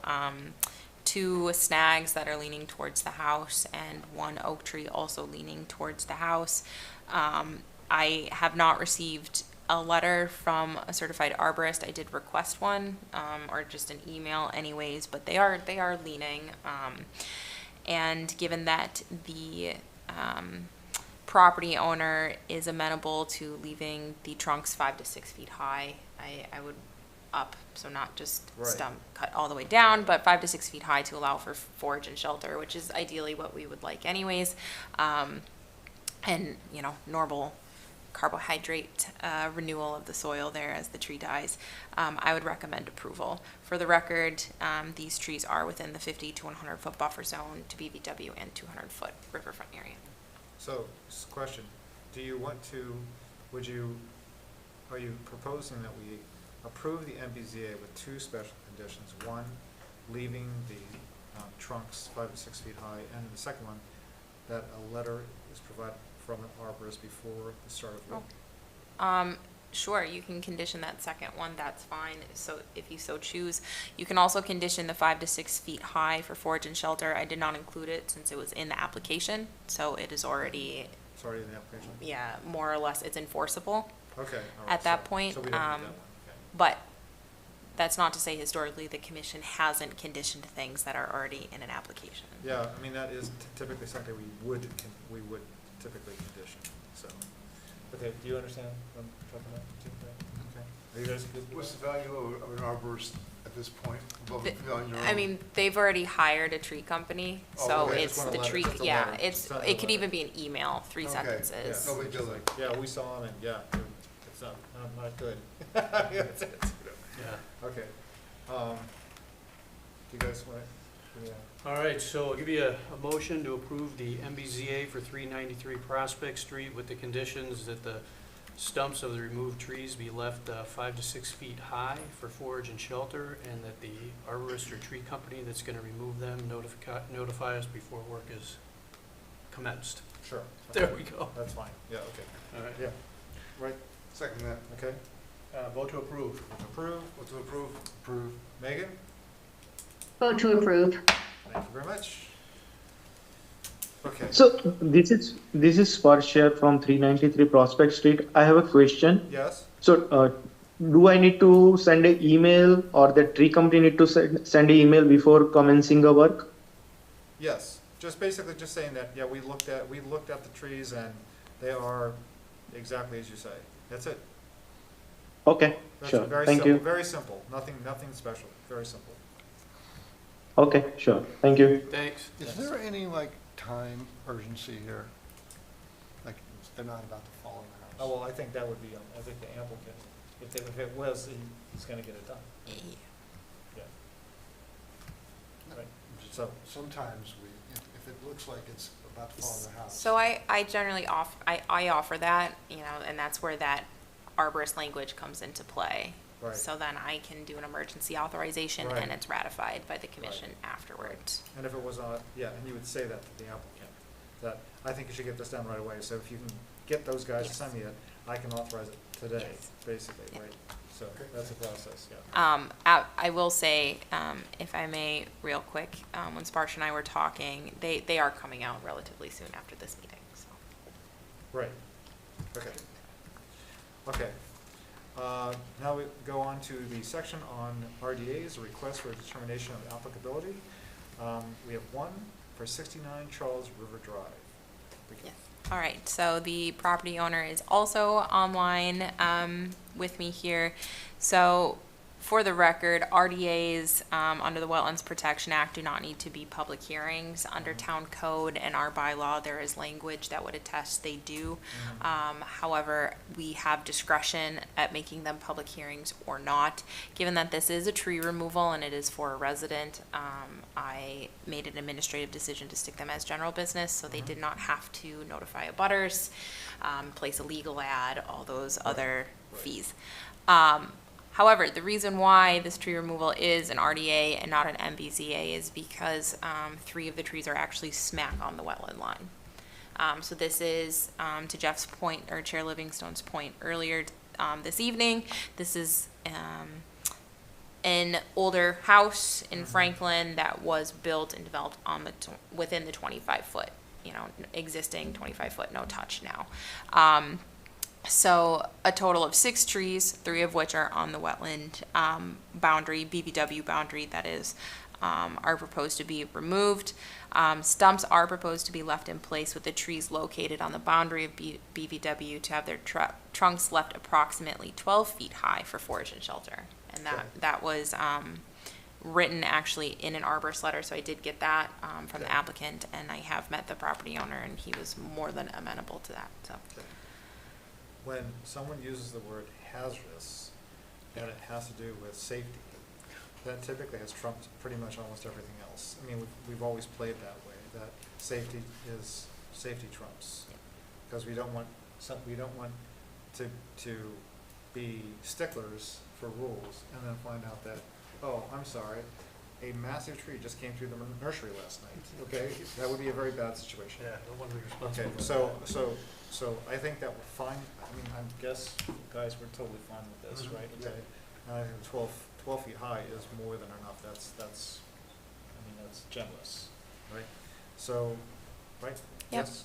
So I would recommend I put approval, but negative determination, determining that while the work is regulated, it would not cause adverse impact to the resource area. Okay, so we're voting for a negative determination for the RDA for 1600 Charles River. That's what the motion I need. All right, So we don't need to. just one question. So there's 2 sets of 3 trees, right? Yep. 3 are hazardous. They're the ones that are on the wetland. And then there's 3 in the 25-foot buffer, but that are not hazardous? They're within the 0 to 25 and 50 to 100, so they're on the existing lawn. I did not, when I read the arborist letter, the way that I read it was that the 3 he was stating are hazardous. He did not mention the other ones. They may be hazardous. He may have just been focusing on the ones on the wetland boundary, since those are the ones that have the case for removal, and they are the ones that are closest to the house. Brickely, I spoke with the on that and asked him why he only addressed the 3, and he only addressed the 3 that are either on the line or in the wetlands, as opposed to those that were not in the wetlands or on the line. Yeah. But they're all hazardous. Is that right? By their determination, yes. Yeah, they do lean. Several of them are ashes, likely have EAB, which is why they're dead, emerald ash borer. It's interesting you should say So that. you want to remove it anyway. So it's interesting you should say that, because if I may, small vignette, personal vignette. So my daughter was actually working in the front of my lawn, right next to the oldest ash tree in Franklin, which just happens to sit in the corner of my property by Lincoln Street. Oh, wow. And about an hour after she was finished, a 1.5-foot branch came down with a thunderous boom, rotted to the core, basically dead, right where she had removed. So that could have been a very bad situation, since she would have had her face in the dirt. Okay, so I'm just saying, So when you say ash is falling, I'm going, yes. Okay, personal thing, okay. All right, so I think we're fine. I think, guys, we're fine with the negative determination, yes? Okay. Do we need to condition it too? Did you want to condition with a 12 feet high like you did for 393? Yes, we'll go ahead and do it. To be consistent, we'll do that, okay? Okay. Yes. So we're going to do a motion for a negative determination on 69 Charles River Drive with the conditions that the stumps be left in place with the trees located on the boundary of the BVW and have their trunks left approximately 12 feet high. Okay. Second, Megan? Approve? Approve? Yeah. Approve. I'm sorry, approve the negative, Yeah. approve the negative determination, yes, okay. And Megan? Approve the negative determination. Thank you very much, thank you. Thank you, Ken. Thanks. Thank Okay. you. Now we'll Thank move you. to the next section, which is permit modifications and extensions. And the first one is for 515 West Central Street. Rika, do you have anything for that? Yeah, I'd actually like to kick this one over to Amanda. There's several field changes and looking Okay. ahead. I think Amanda would be the best one to speak to that. Sure. Thank you. May I share my screen? Yes. Should be all set now. All right.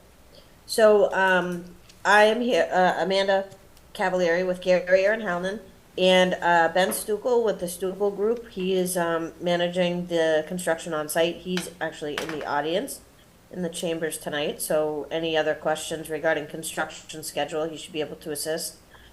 So, I'm not sure how many of you were on the board when we originally permitted this project, but it's right up behind Wendy's on Route 140, so it's 515 West Central Street.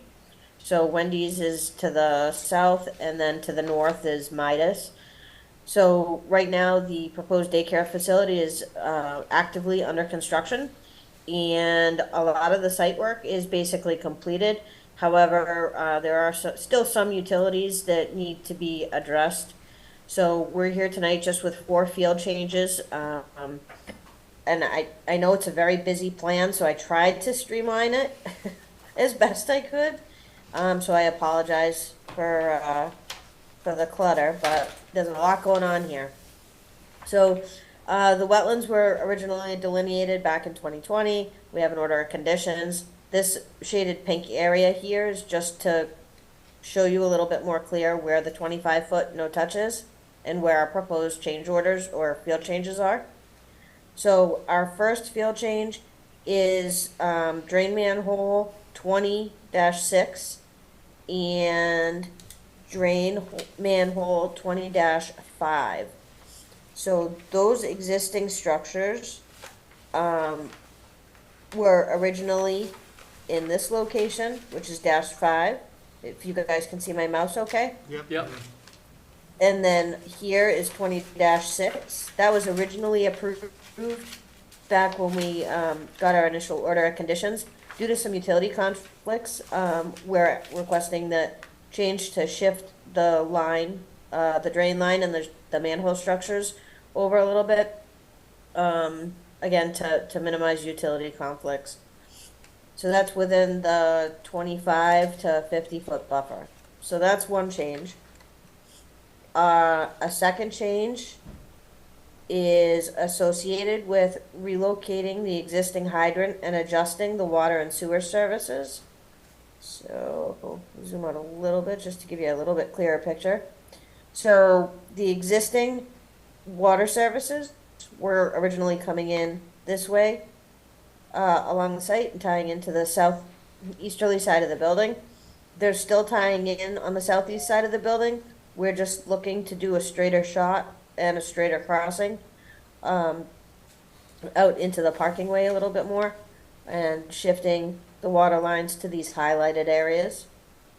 And same thing with the sewer. We're looking to do a more perpendicular 90-degree angle crossing. There's an electrical duct bank and water lines that are in this area that we're trying to do a straighter crossing. Is a little easier for construction. So that water line and would extend in this area, and the hydrant would be relocated from this location just directly to the south of that. So those are some of the minor field changes with the utilities that were previously approved and shown on the plans just because of utility conflicts. We're asking for those changes. The other 2 changes are associated with things that were not on the approved plans. And I apologize, I do have a cold, so if I go into a coughing fit, I apologize.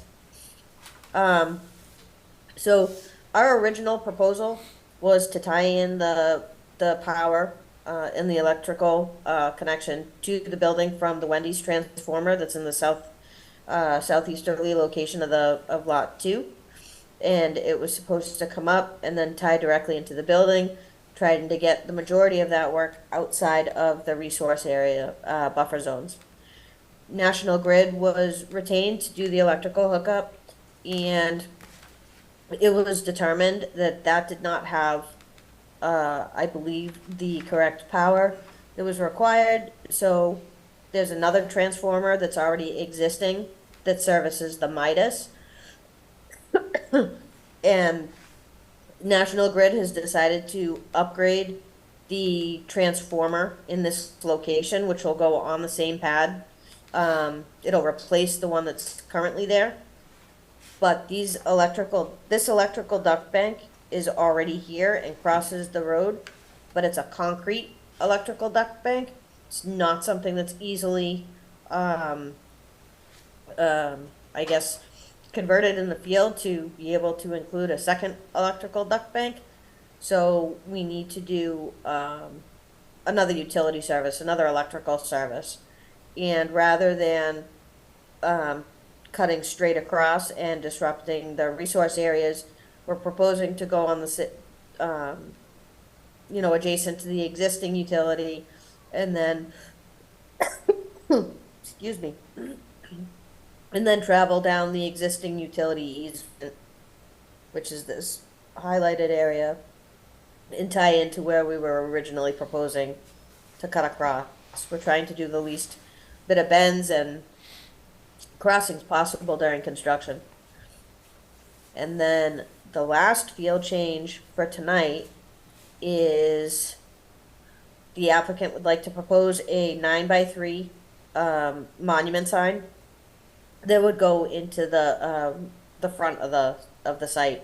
We do have to go through design review to present those materials to them, and we are in the process of obtaining letters from the property owners for Midas and Wendy's, because this is a private way. So as far as citing the sign with the property owners and within the boundaries, that's a private issue. However, this is within the 50 to 100 foot buffer, so we do need approval from Conservation Commission as well as design review to install that. So those are the 4 field changes that are in front of you tonight. And then for future field changes that will be coming to the commission shortly, we're just working out some additional details with the contractor and the wall designer. Is when this project was originally approved, the parking area, or there's a drive aisle that goes around the back of the building, and you can see this red line here following my mouse all the way down. This area was proposed to be pervious pavers, and because we're within the 50 to 100 foot buffer in some locations, and in some locations we're a little bit closer, we're looking to change that to pervious pavement instead of pervious pavers, based on construction costs and ease of install. They both do the same things. The drainage line that's proposed underneath, that's something that's being worked on as far as calculations that we have to provide to Beta for peer review and take a look at to make sure that we're draining the areas properly, as well as mitigating any of that stormwater. And then the other field change that is coming is there's a lot of water that's seeping out of the sidewalls as they were excavating. They've come into a lot of groundwater. So that's affected the design of the retaining wall that goes to the rear of the building. This hatched area that you can see is riprap, and this smaller You can see this smaller area here attached, just to give you just so you know what you're looking at. This area, this wall goes all the way around the back of the building. And in effort to minimize any type of potential for water getting behind that wall and undermining it or causing a problem, we're looking at different engineering solutions and working with a structural engineer and the wall designer to make sure that that groundwater is mitigated properly and not overloading the stormwater system either. So those two changes are still in the works and will be coming back, and it'll be a less busy plan, so it can show you a little bit closer and better what we're looking at for the changes. But that is, in a nutshell, that's what we're kind of looking at right now. The 4 that we're looking at approval for today is really the utilities, and the other 2 will be back for. That's all I got. Comments? Just 3 comments. So for the record, Amanda, thank you for speaking. I'm just gonna read your email to me, and then you can rest your voice there. So just to confirm for the record, there will be an additional 50 linear feet within the 25 to 50 foot buffer zone and 70 linear feet within the 50 to 100 buffer zone of temporary disturbance for excavation. It will be backfilled in the same day, which is following good construction practices. I wanted to also put for the record, there are 2 reasons why I asked them to come back today. It's standard practice for any field changes. I just request that they come back as to present to Conservation Commission, so when you see an as-built plan, it matches what you know throughout the entire process. And new utilities are not exempt under the Wetlands Protection Act in buffer zone. So to mitigate, to just make sure that we were covered for anything, not that they would have to refile, but I thought it was even more reason for them to come back to you. So thank you for your time for that. And then I'm always on the native narrative, so I guess I would just ask for your monument. Are you looking for stone around it, or will it be vegetated? Or are you going to have stone and some nice plantings? If they are plantings, might I suggest some native perennials, or at least something that's more suited for this ecoregion? Sure. Ben Stone, the student group general contractor. Sorry. Can you please? Sorry.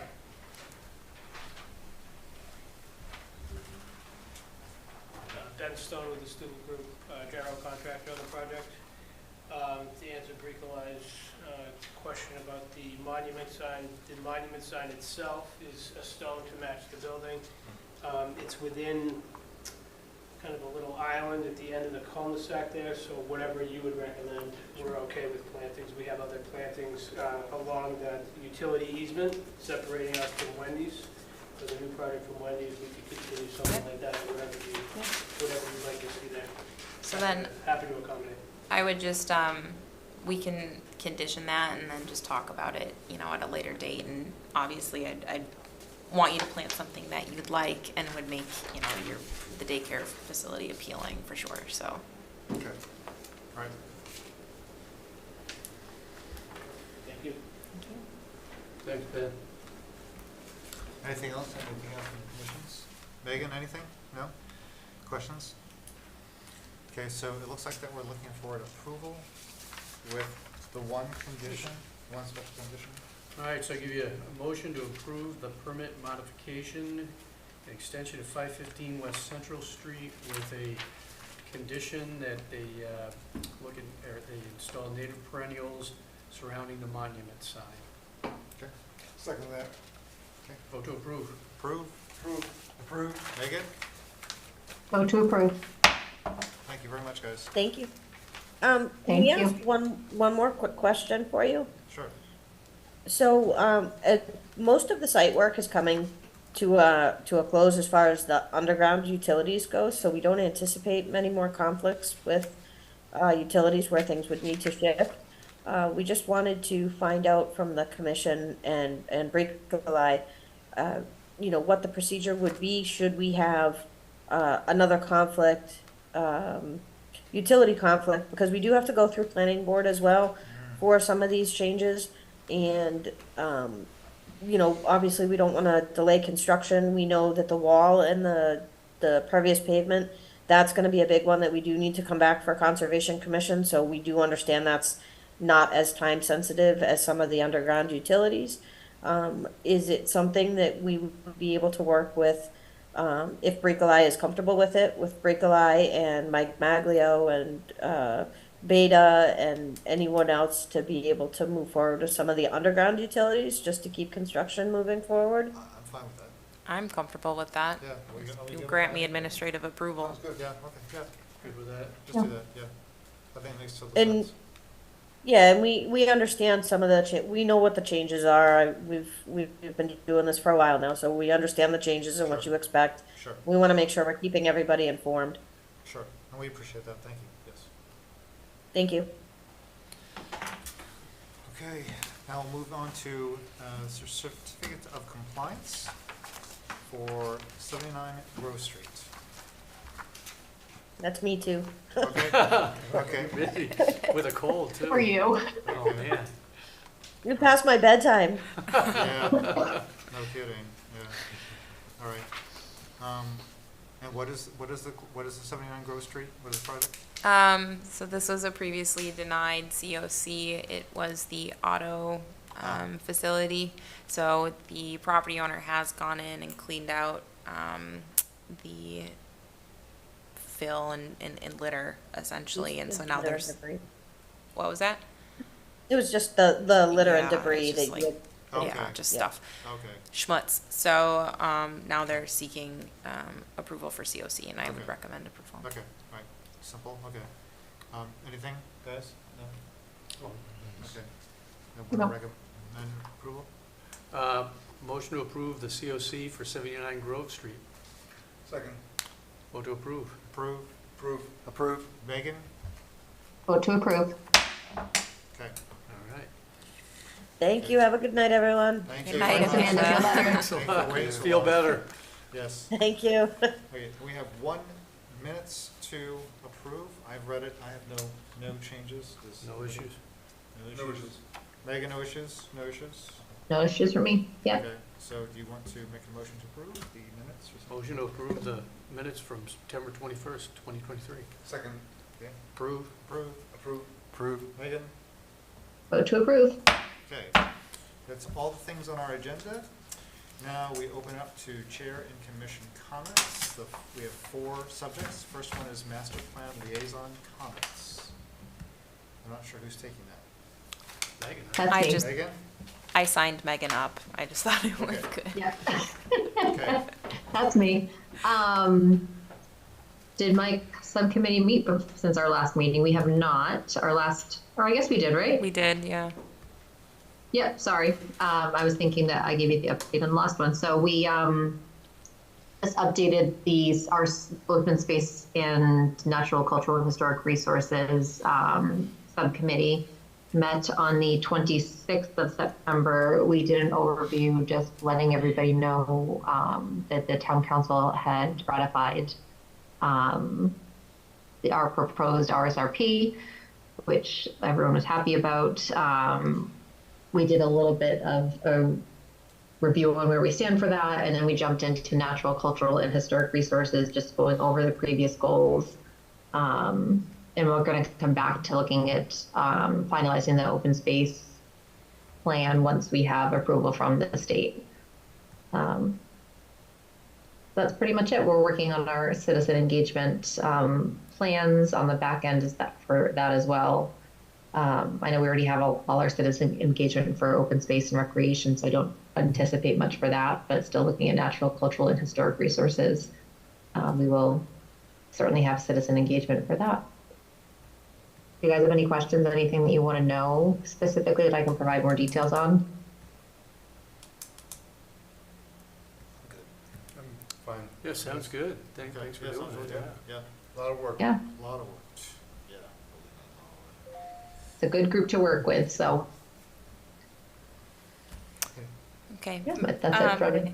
Megan, I know I still owe you things, so that hasn't dropped off That's my okay, yeah. list. So, moving down, I'll be quick. So we do have some fall events. On October 14th, we have Touch a Truck, we being the town. Conservation does have a table. We do have our boat, the Conservation Flotation. So that will be at Touch a Truck. So that we have something out there, which is great. Yay. Yay. What's Touch a Truck? Oh, it's DPW hosted event where they bring out all their big engines and they get they get emergency services, they get like bucket trucks for linemen, tree trucks. I think there was supposed I think there's going to be a tank. Really? Yes. So what's the date of Touch a Truck? October 14th. It is from 10 to 2. I signed myself up, but it would be nice, if somebody wants to come hang out at the table with me, that's great. Talk to people, come see our new boat. And then I just wanted to put it on the agenda for you all to ruminate on. We are in autumn, and typically Conservation also has an event. So bringing that to the top of your brains. If you wanted to host something, that's great. I'm available to assist. And then there is the MAC conference as well at the end of this month. If you are looking to attend or to do any of your fundamentals, or if you would just like to retake a class, for continuing education, please let me know by tomorrow so I can register you. That's at Devon's this year. Devon's. Yes. Unfortunately, I will not be there. I will be at the Harvard Forest that weekend. I have to be there. Yes. Yeah, you have to be there. That's true. Yes. I will be there. So I don't know if any commissioners had any comments. Otherwise, I can just keep going down the list. Keep All right. going. Yep. So, Can I- yep. Sorry, looking at the fall events, quickly a note that Rico and I had discussed a few potential options of things we could do, but one of the ones that kind of stuck out for me that I thought would be fun is the cider and stroll. And I know we're applying for potential grants that might be able to help with that. I didn't know, Bricolai, could we go ahead and start planning it? And if we don't get the grant, potentially just use some of our funds for that? Is that something that we can do? That's apply for. Yep. Absolutely. And I think we should just get something on the calendar so we can all start working towards that, because I can. we'll give people enough time to. You get a location in mind? You thinking Delcart or something else, or have you gotten that far? Thinking Delcart, like it's then easy to have the truck parked on the side there. If we can have, a food truck in to do cider. I think we should do the cider donuts. Oh, I like the donuts. I am always in for cider donuts, so yes, I'm also good with that. If we could find somebody that has like cider and then that has one of those little machines, like at Bolton Orchards, where they just like roll out the donuts. Oh Like, my gosh. yeah. Does a Big Apple do that? They might. I don't think so. No. But Bolton has this great little machine that sits there like this, and they just like crank out their donuts. It's like really perfect. Like, you get them hot. Okay. That is good. Yeah, incredible. Okay.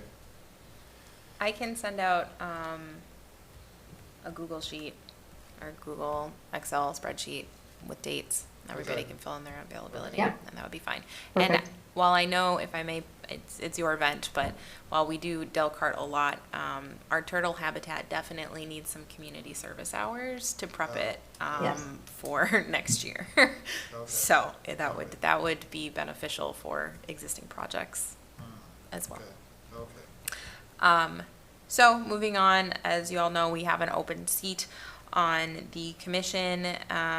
So at our next meeting on October 19th, I did invite all applicants for an informal Q&A for the commission to ask questions, learn a little bit about them, maybe why they want to have a seat on Concom, their experience.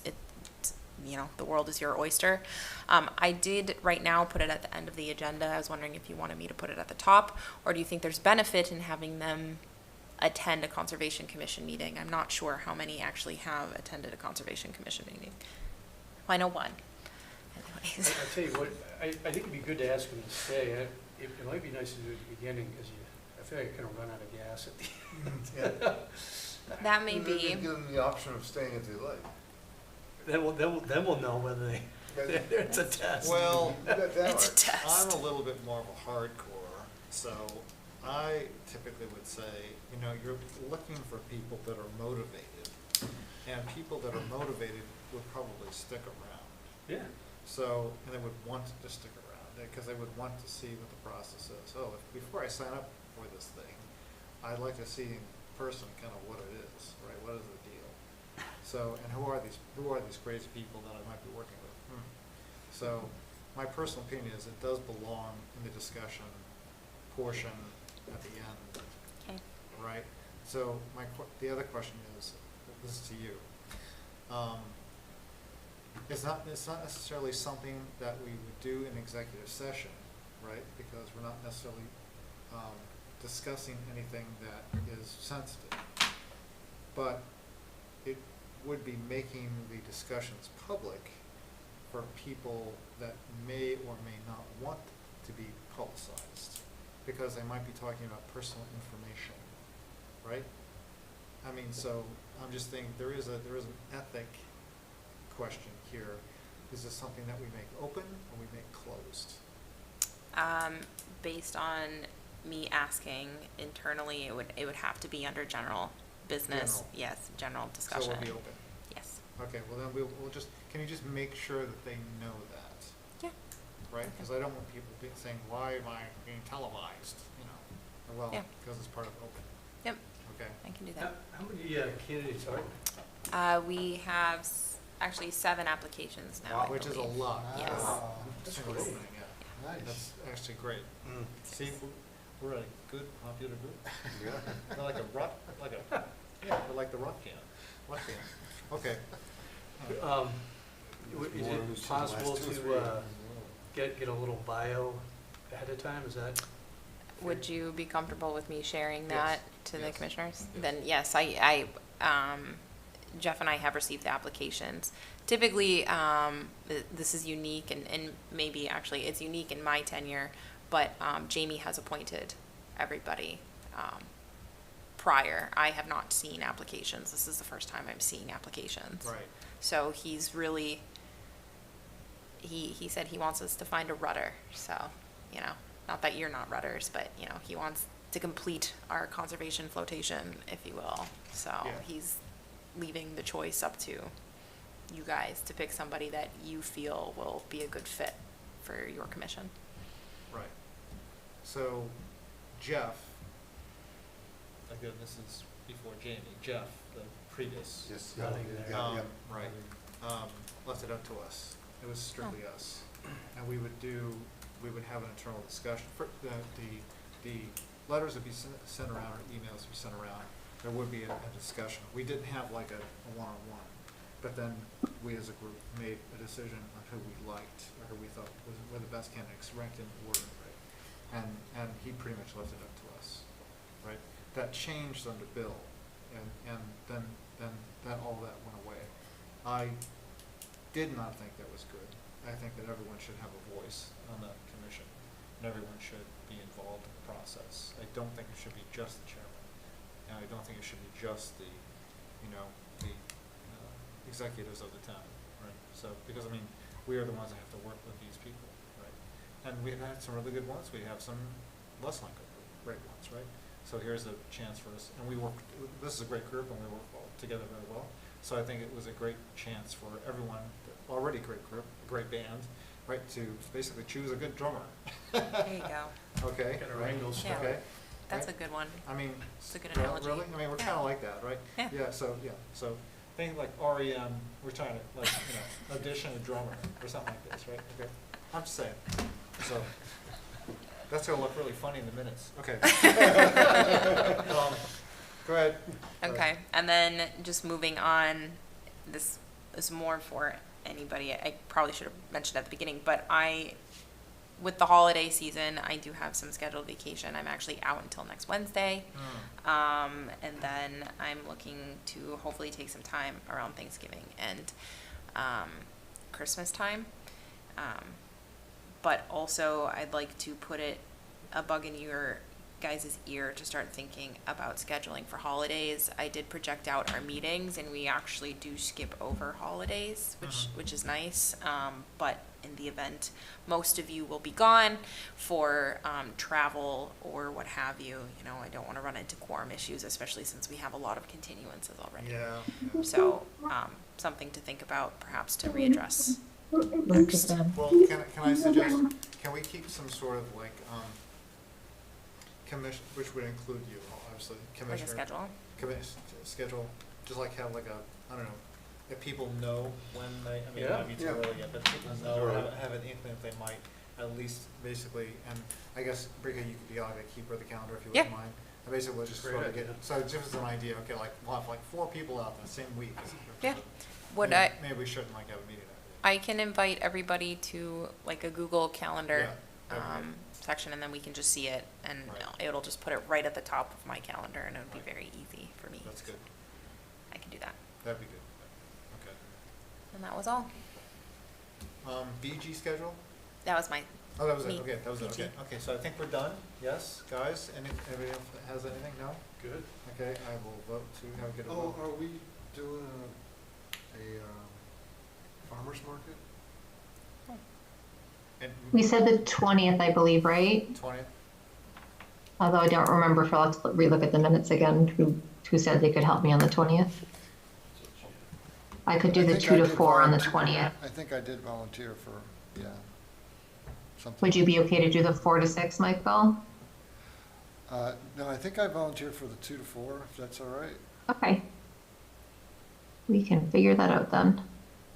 I could do 4 to, the afternoon session, 4 to 6, right? Awesome. Do you mind helping out with that, Mark? And I can be there for part of it as well. I'm just Yeah, taking so my kids to 4 Wild to Press 6, Live in Providence at 6:30, so I'm gonna be on the road probably about 5, Okay. but I can come until then. Okay. Farmer's market, 4 to 6 on the 20th, right? Perfect.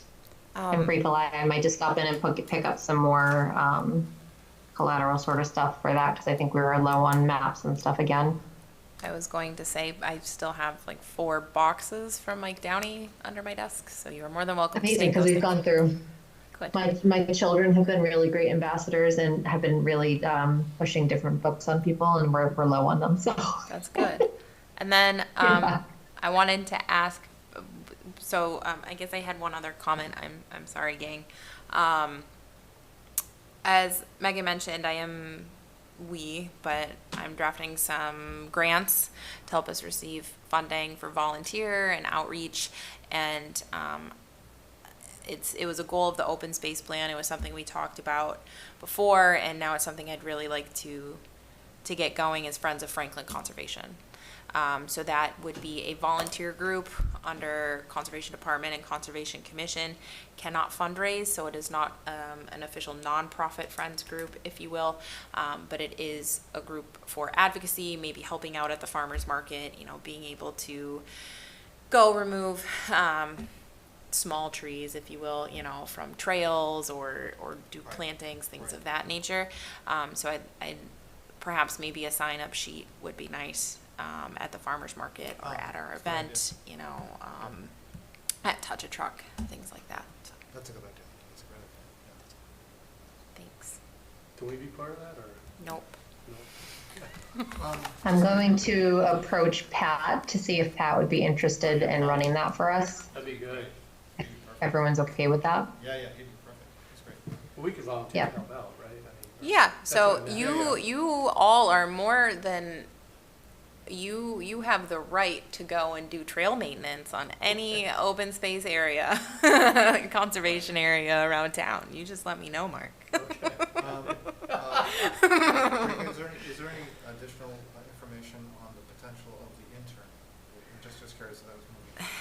Yes, so I am in a discussion with the intern right now. Unfortunately, he is unable to work on Thursdays. So I regrettably, suggested maybe he come back during summertime, since you are paying for him and it would be a requirement that he come to Conservation Commission meetings. I also think it would be great professional development and exposure to a wide array of projects. Yes. He is he wants it, and I commend him for that. So he asked if he could be unpaid on Wednesdays. I have to talk to HR because I'm fairly certain that any town employee has to be paid. Right. So I have not heard back from HR yet. I have not communicated this to Stephen, but. So he has something, he absolutely, he does work or something on Thursdays, every Thursday? He has classes. Oh, classes, classes. Yeah. Right. So Okay. inevitably, he did bring up coming back next summer as well. So that's always on the table. Rex is coming back for his civics project this spring. DCR did reach out to me. They are, I think next year, they're rolling out an internship program where they actually pay interns. Really? So they reached out to me and I signed up for that. So we're getting there. And then additionally, I guess this kind of segues into what I owe Megan for master plan is that, you know, at the subcommittee meetings, we've discussed perhaps having direct reports, direct hires, something like a land steward. So then they would be under the natural resource protection manager side of my position, and then they would also be the one to go out and inspect open spaces, especially when we have, you know, this many public hearings, that my time is directed towards the agent side instead of being able to go out and actually inspect our open spaces, conservation areas, do that advocacy, you know, getting out and talking to people. Nothing official, again, that's going into the master plan, so that's not, it's not on the table yet. That is just future goals, future visions that chair of that subcommittee has asked for. Okay. Sure have. Yeah.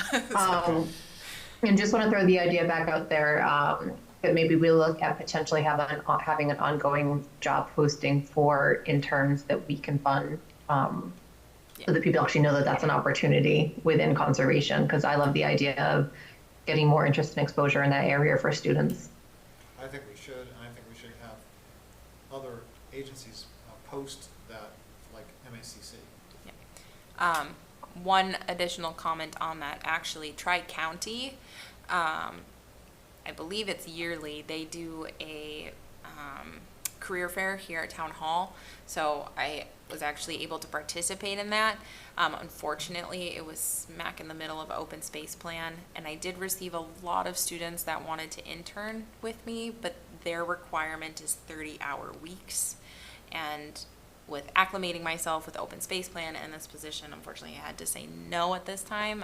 I didn't believe I could drum up 30 hours, especially for a high schooler intern, but that is also a possibility in the next, you know, projecting out indefinitely for Tri-County as well. If you have a department with some additional hands, that would be helpful. Yeah. Okay. Yep. Okay. Anything else? No? I love it. No? Good? You're good? I would hope we could get volunteers, you know? I would think that would be okay. A lot of. You'd have to pay everybody who helps, you know? Yeah, a lot of residents that come in for MBZAs or the few that have come in, especially for restoration areas, they always ask, how can I get involved? They may not, they don't have the bandwidth for Conservation Commission, but they want an organized entity.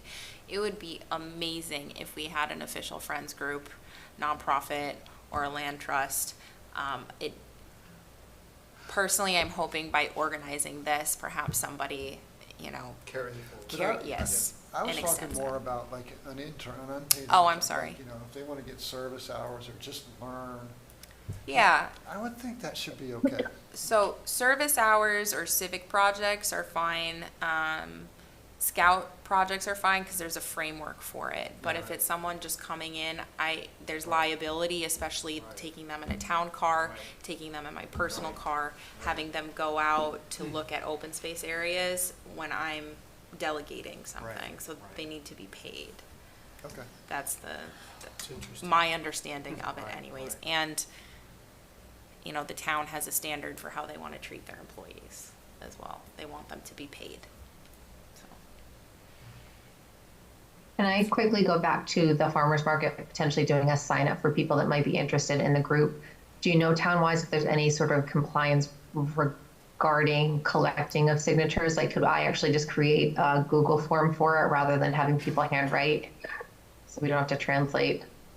Like, so I have a QR code that people can scan at the booth where they can then just fill in on their phones their information, you know, name and email address. That feasibly is fine. I don't see an issue with it because either way it would be considered public record. Right. Whether it's a piece of paper or on Google. So that's fine. Mark Sorrell's in tomorrow, so. You guys froze on me. Oh, can you still hear me? Okay. Now I can, yeah. Okay. Thank you. Mark Sorrell's in tomorrow, so I can just verify with him, but I can't think of anything. I mean, it's already public record, so I can't think of any reason why Yeah, not. and they're giving their own information, they Right. know what it's for, so Right. I would assume it would be fine, but I feel like if we can do that and then just export it to an Excel file, that will be a lot easier to compile than handwritten. Yes, less Yeah, time, saves emails. paper. Yep. Seems very conservation of us. Yes. Okay. Okay, I'm done talking now, thank you. Awesome. Okay, if there's nothing else, I will take a motion to adjourn the meeting. Motion to close. The Second. Second. Vote to close. Close. Close. Megan, Close. thank you very much, everyone. Thanks. Thank you, everyone.